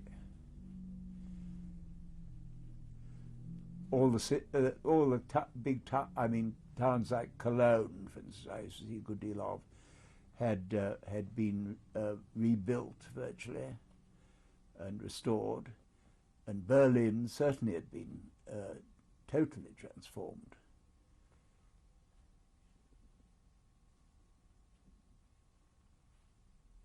I mean, I personally found the Berlin as it was rather exciting, because I have rather a taste for living in bomb cities, and I used to rather enjoy walking to my office in the mornings along tram lines overgrown with grass and weeds and that sort of thing. I thought it was rather fun on a nice morning. But by the time I left, not through my efforts alone, but a tiny bit through my efforts possibly, the whole place has been totally become a modern city with the sort of future that it's since had and developed. I haven't been to Berlin now for years. I've been there since, of course, but I haven't been there for years. I don't go there regularly or anything like that, but I believe it's a marvellous place now to go to. And the foundations of that marvellous city were laid during the Control Commission years.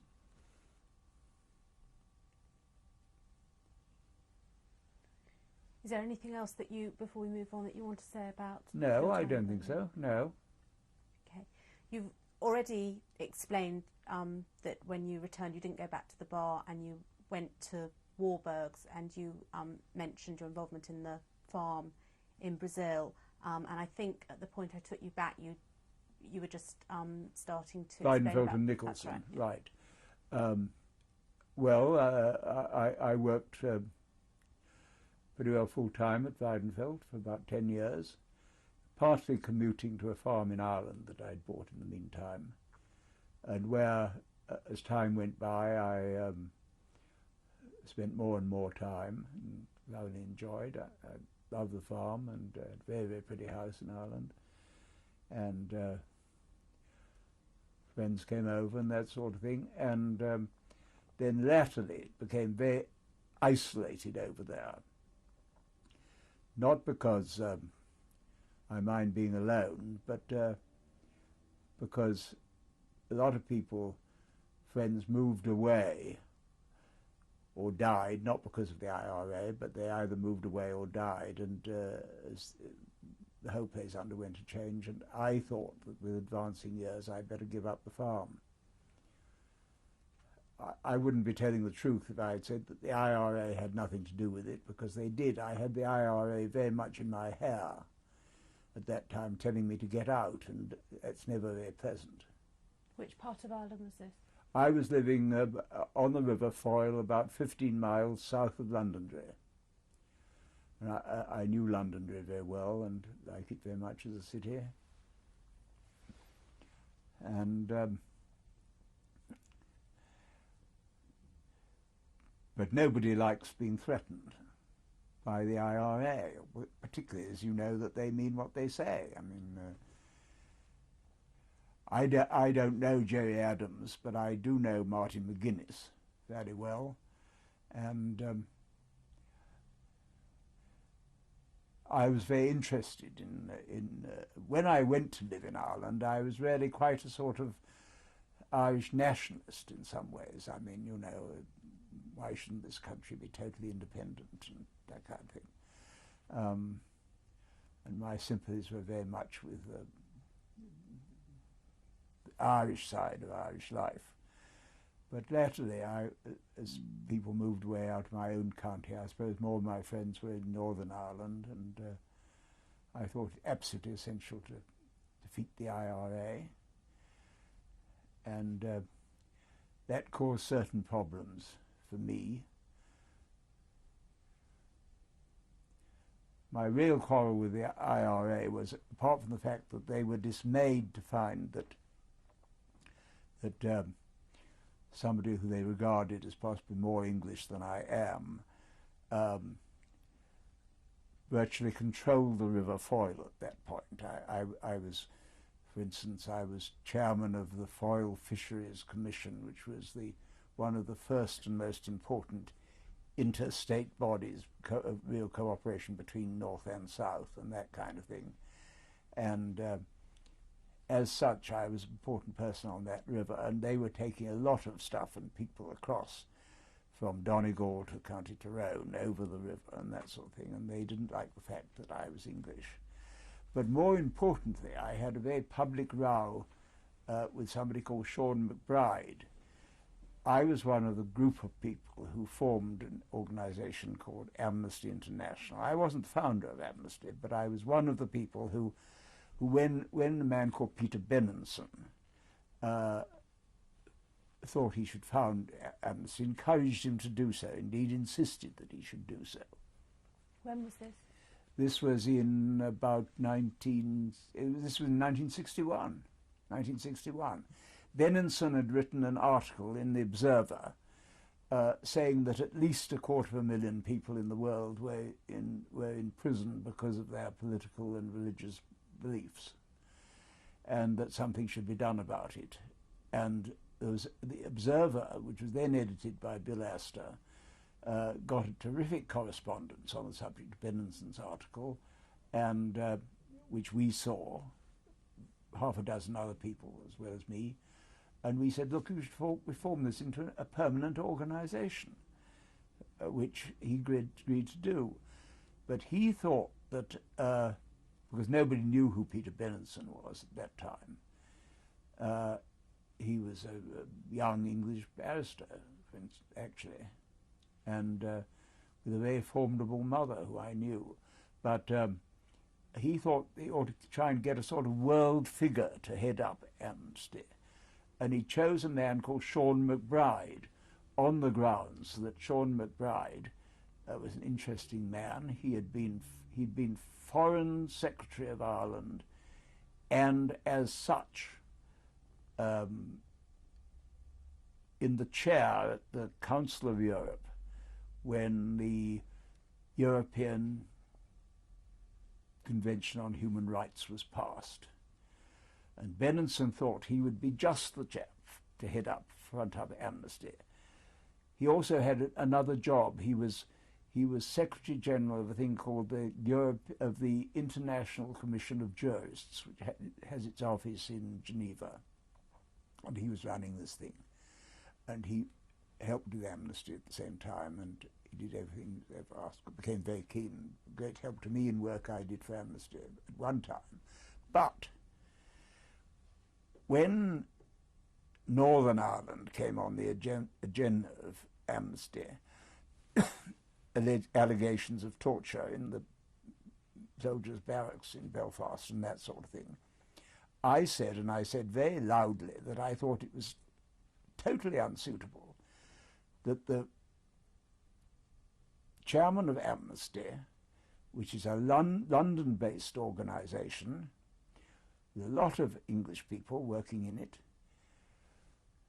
should be headed by a man who was a former chief of staff of the IRA, had formed a very political party called Clan na Poblachta, which was indistinguishable from the IRA, and was known to have taken part in various serious atrocities, like, for instance, the murder of Kevin O'Higgins. Some people thought that Sean actually pulled the trigger, shot the man dead after Mass one Sunday morning in Belfast, and that kind of thing. And I thought that was a very unsuitable chairman for Amnesty. And nobody agreed with me, as they don't generally. And in the end, I had more or less to resign.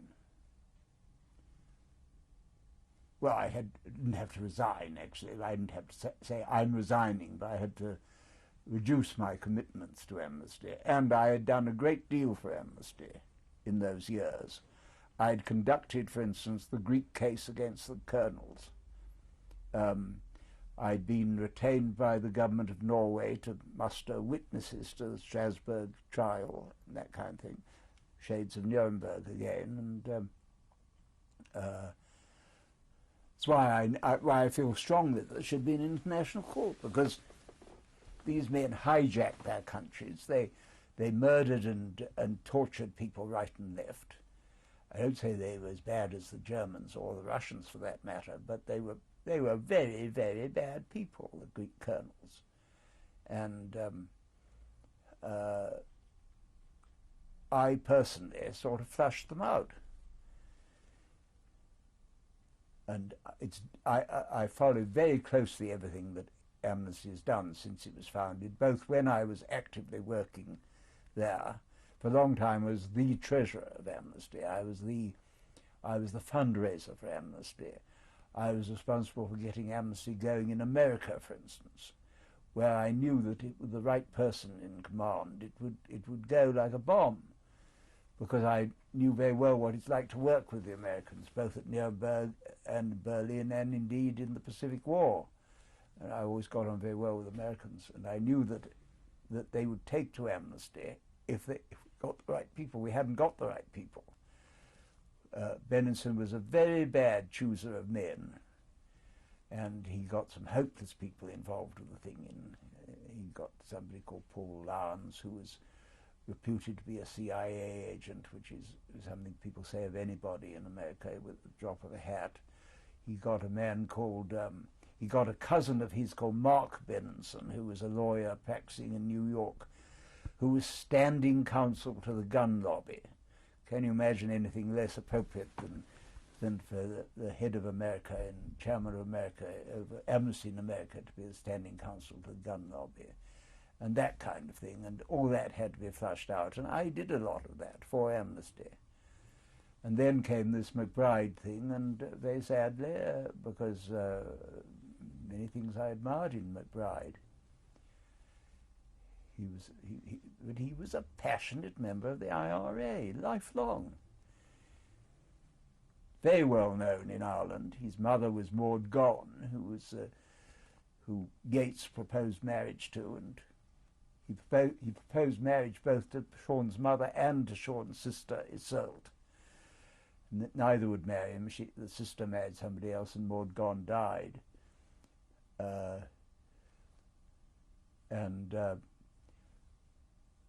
Sean rather liked to hint, I think, that Gates was his father, but he wasn't.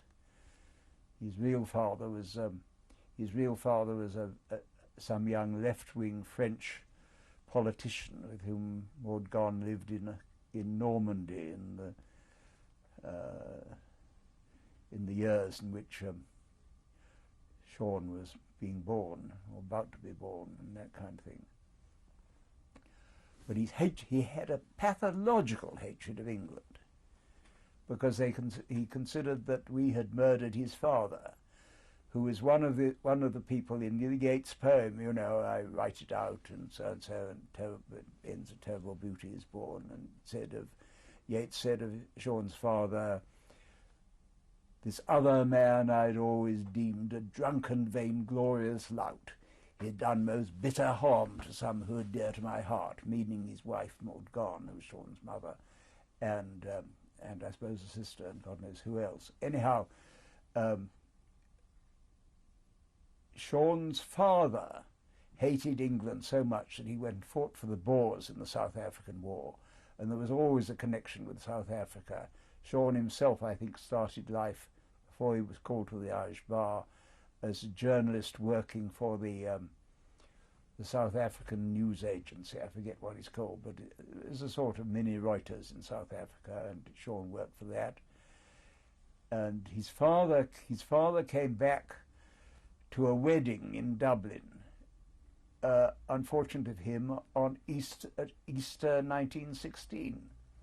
Arrived for this wedding, and in a very sort of Dublin and Irish way, couldn't resist going down to the post office to see what the lads were up to, and got himself arrested by the English and hanged.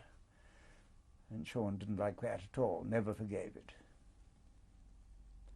During your involvement with Amnesty, were there any other incidents of particular note, or your travels took you, that had any connection with Nuremberg or what you'd experienced previously? Well, no, I went to, for Amnesty, I went to Paraguay to check up on the malpractices of General Stroessner, who was the German-born dictator of Paraguay at that time, now no longer so, lives in Brazil.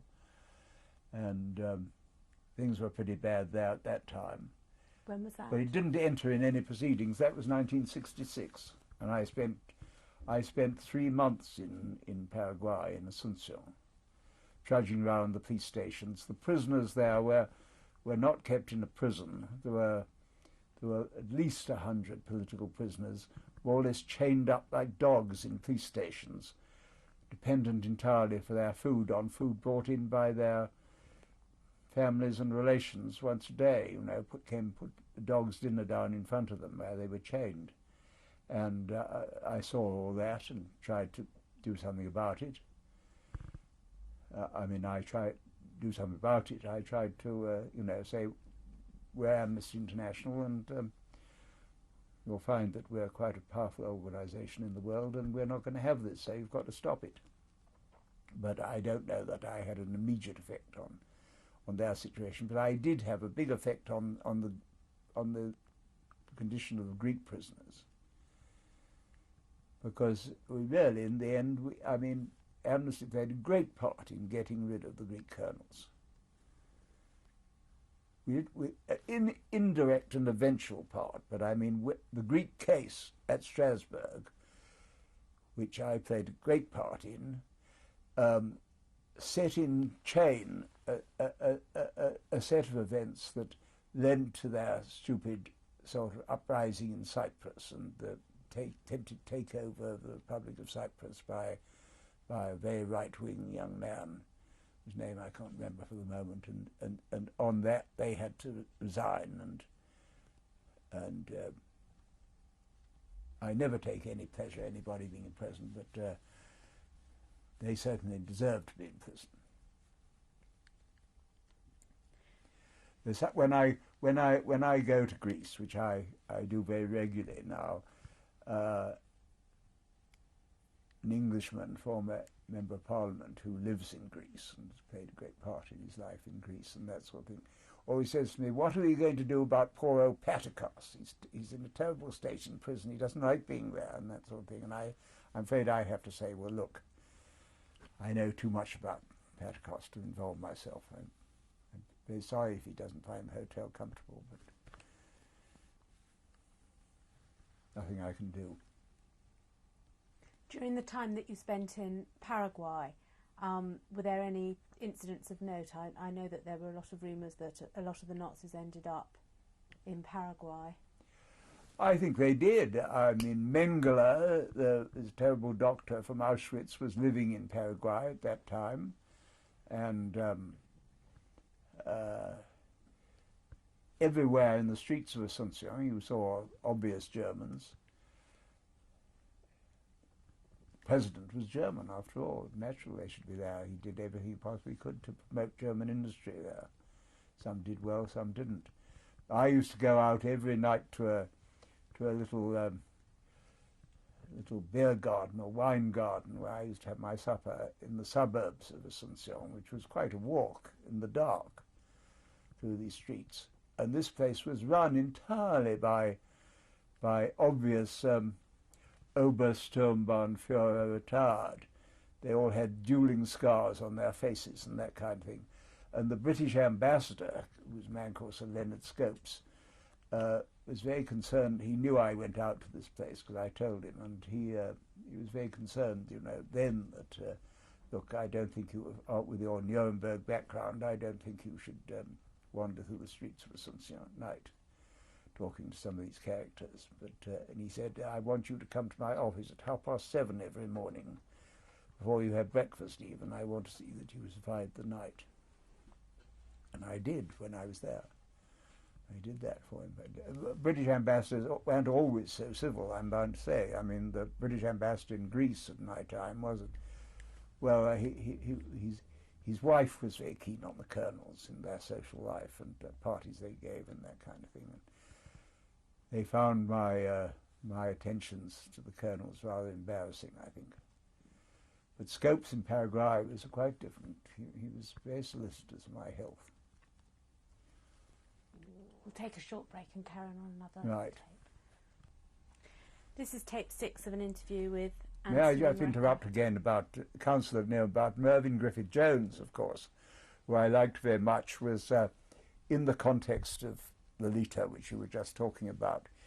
It was he who was famous for, in an earlier trial, in the original prosecution of the publishers of Lawrence was dead, but of Lady Chatterley's lover.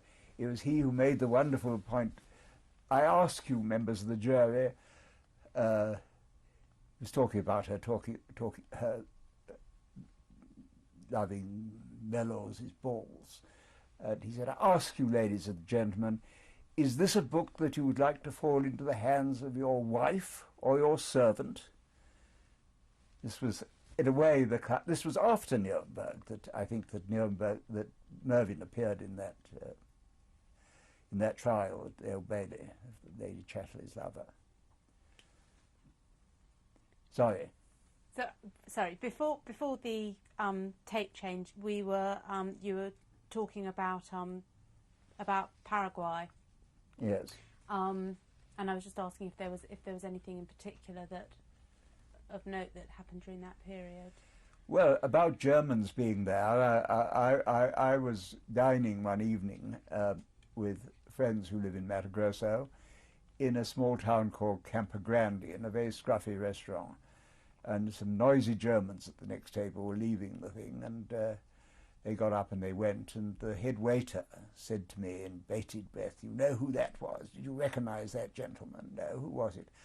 That was Mr. Martin Bormann, he said, or Senior Martin Bormann.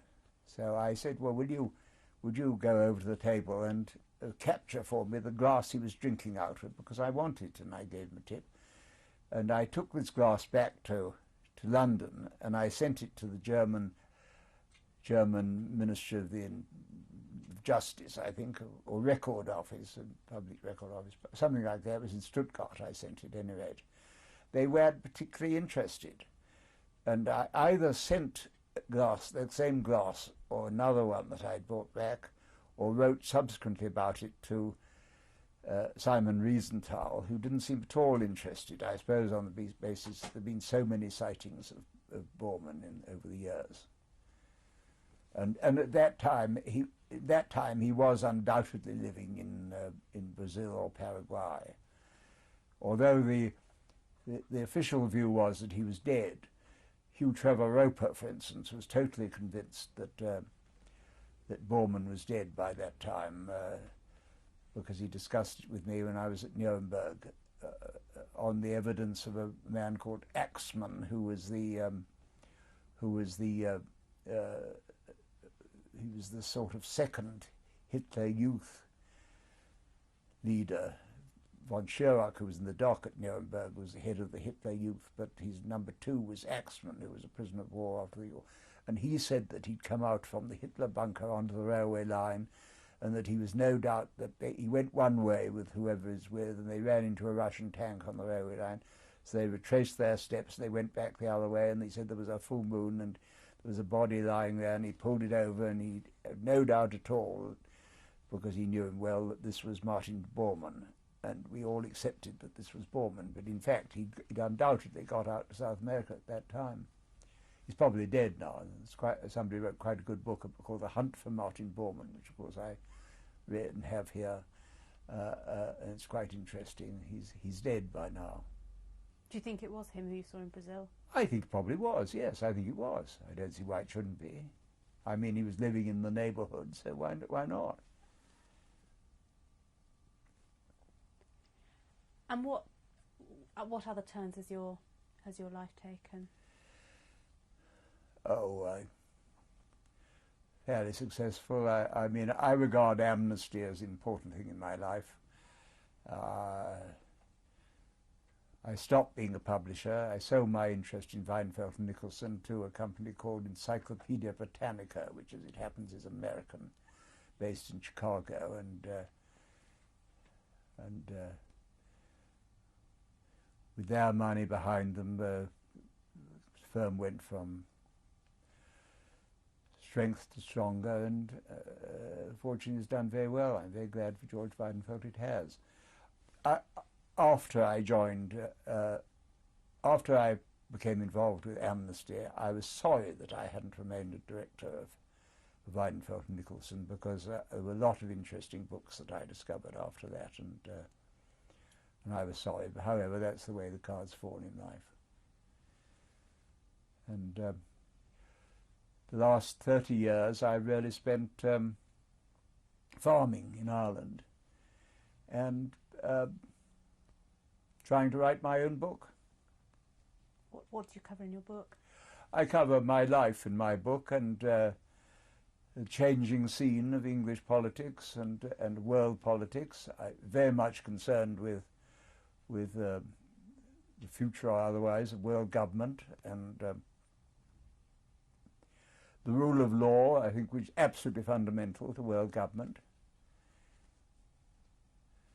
and trying to promote that. Indeed, when I eventually decided with old age that I should sell my farm in Ireland, and a very fine house I had there, arguably one of the, it's not in the north of Ireland, but arguably one of the most attractive 18th century houses in the north of Ireland, the northern part of Ireland, and not politically the north of Ireland. I tried to set up there an institute of international criminal law.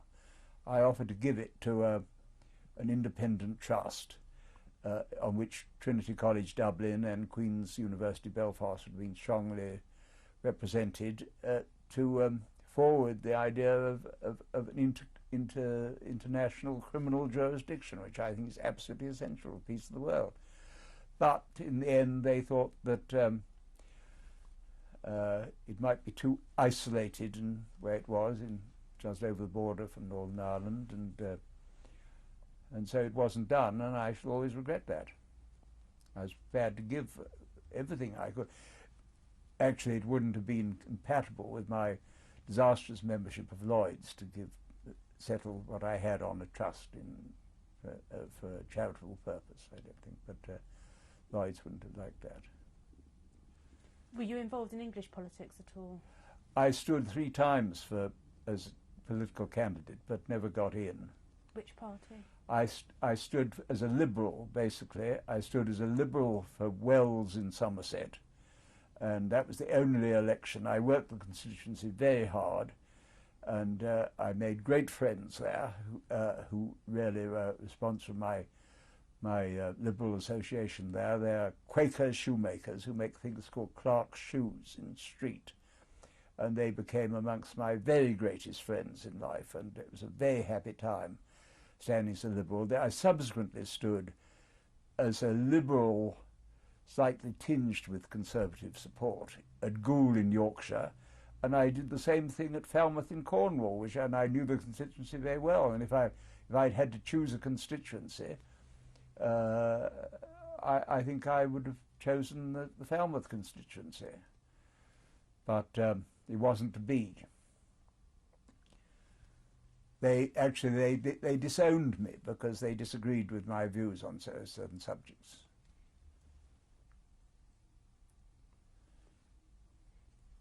Have you made any public presentations about your experience at Nuremberg, or been involved in any, I know a lot of books have been written on the subject? Yes, no, I've always given what help I can to people who have written books. Some very good books have been written, of which I think the best is by John and Anne Tuser.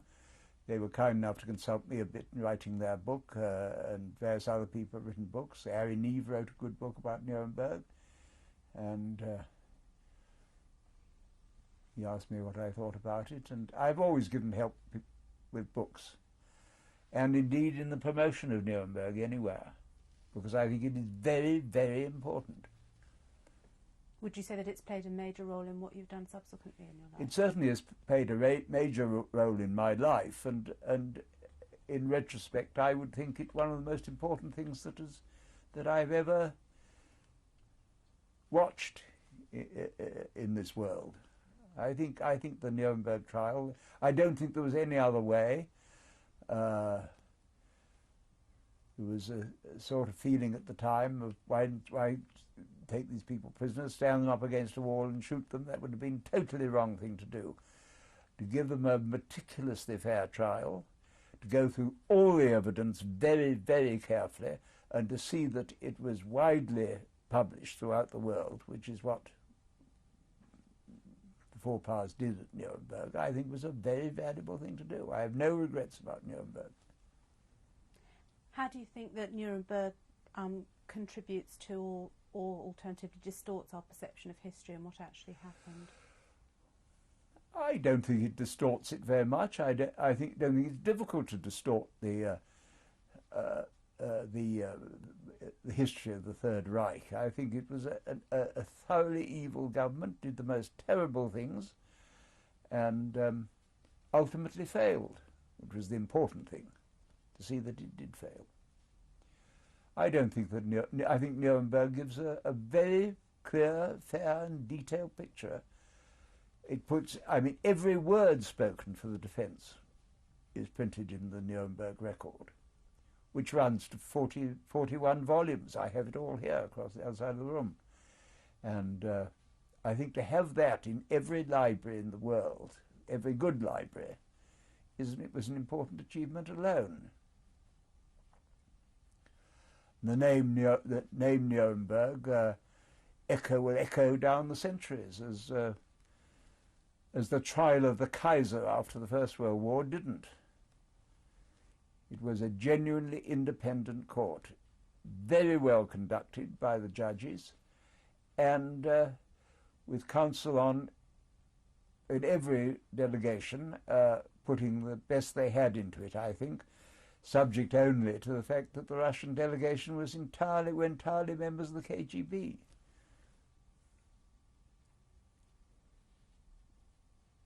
Do you have any regrets with what you've done with your life so far? Oh, I think everybody has regrets. Yes, I have regrets about happiness I brought to, as we all do, to some individuals and so on.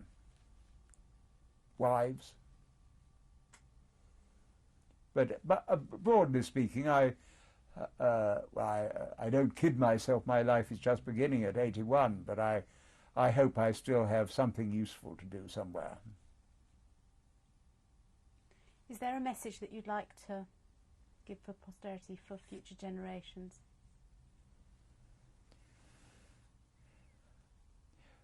Don't scorn tradition. Doing things in the traditional way For instance, if conducting a trial according to the practices of the best of the English bar is not a stupid thing to do. I think that would be my message about Nuremberg.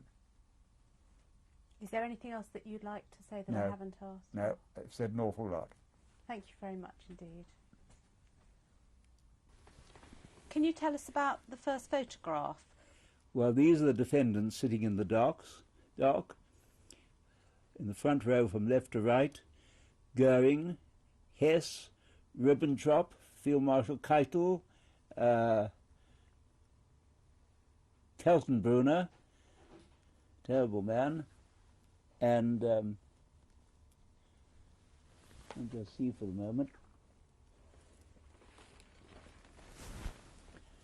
Right. Keitel, Kaltenbrunner, Rosenberg, Jodl, Saukel, Schacht, Fritsche, sitting right at the end. No, Schacht sitting at the end. And the back row, Raeder, Dönitz, von Schirach, Hitlerjugend,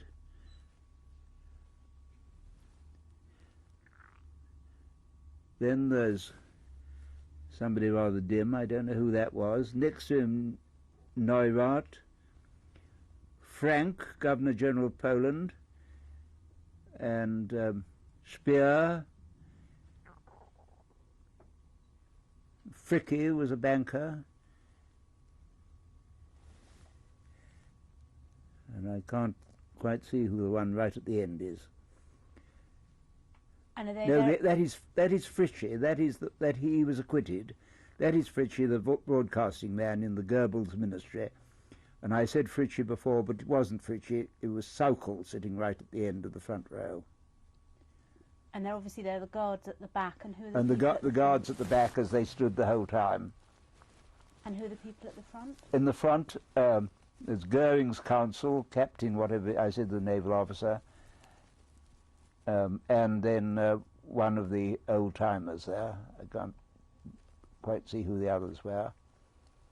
And who took this photograph? These photographs were taken by the court photographer. There was very little photographing at Nuremberg, but occasionally the tribunal allowed somebody to come in and take photographs. And when did you actually acquire these photographs? I acquired them at the time, as soon as they were taken. Somebody said, "Do you want some photographs?" And I said, "Yes." Do you know at what stage of the trial this photograph was taken? I think that was taken, it was certainly taken after I was there. I was taken pretty well halfway through the trial. And this is in the main courtroom? That is in the main courtroom. Is there anything else in particular of note you'd like to say about this photograph? No, I don't see anything that is particularly of note. Okay, we can see what the time is from the clock anyway. Right. Okay. Judges left to right, General Nikitchenko, Volkov, the associate Russian judge, then Sir Norman Burkitt, then Geoffrey Lawrence, the British president, then Francis Biddle, and then Judge Parker under the American standard, and the two Frenchmen at the end, de Vabre and Falco. And who are the people? The people in front are court officials. In fact, that is where Neve sat most of the time in the ordinary way, because he was the deputy, he was the assistant secretary general of the tribunal. Is he in this photograph? No, he's not in the photograph at the moment. Unless that's him just right on the far right. I think that might be him. Looks a bit like him. And this was also, all these photographs were taken by the court photographer? Yes, they're all taken by the court photographer, yes. Okay. Well, if you could just move so that one could see all the characters, that's me, the third down the line. In the front, Harry Phillimore, later Lord Justice Phillimore. Then a man called John Barrington, who was mainly sort of helping David Maxwell Fyfe. On the other side of the table, David Maxwell Fyfe and Mervyn Griffith-Jones, and somebody I don't recognise. It was a German called Dr. Brown who acted as a sort of advisor and interpreter, and he was a lawyer to us, to the British delegation. Sitting behind are various wives. Lady Maxwell Fyfe is there, Lady Burkitt, who's Norwegian, and at the other tables, on the right, the table in the middle is the American delegation. Jackson isn't actually there. An American politician called Senator Tom Dodd is the man on the left. And then there's Colonel somebody, forget his name, down there. They're characteristic as they all used to look, day after day. I can't see, I'm afraid, who the ones the other side are. Well, wait a moment, is that Jackson? I think it may be in front. Yes, that's Jackson in front. That's it, Americans. And who's on the other table? The table on the left is the French delegation. I don't know who's there. A man I haven't seen since, who's a French lawyer. And then on the extreme right, the Russians, with General Rudenko standing up very straight, as he always did, like a ramrod. I can't really see the table now, but that's where they are. On the right is the Russian table. Was that? Would you say that was a fairly typical day in the courtroom? Yes, that was very much as the courtroom looked when the judges entered and left, and everybody, somebody shouted, "All stand," or something like that, and to stand up and look like that. Is there anything else in particular to note about this photograph? No.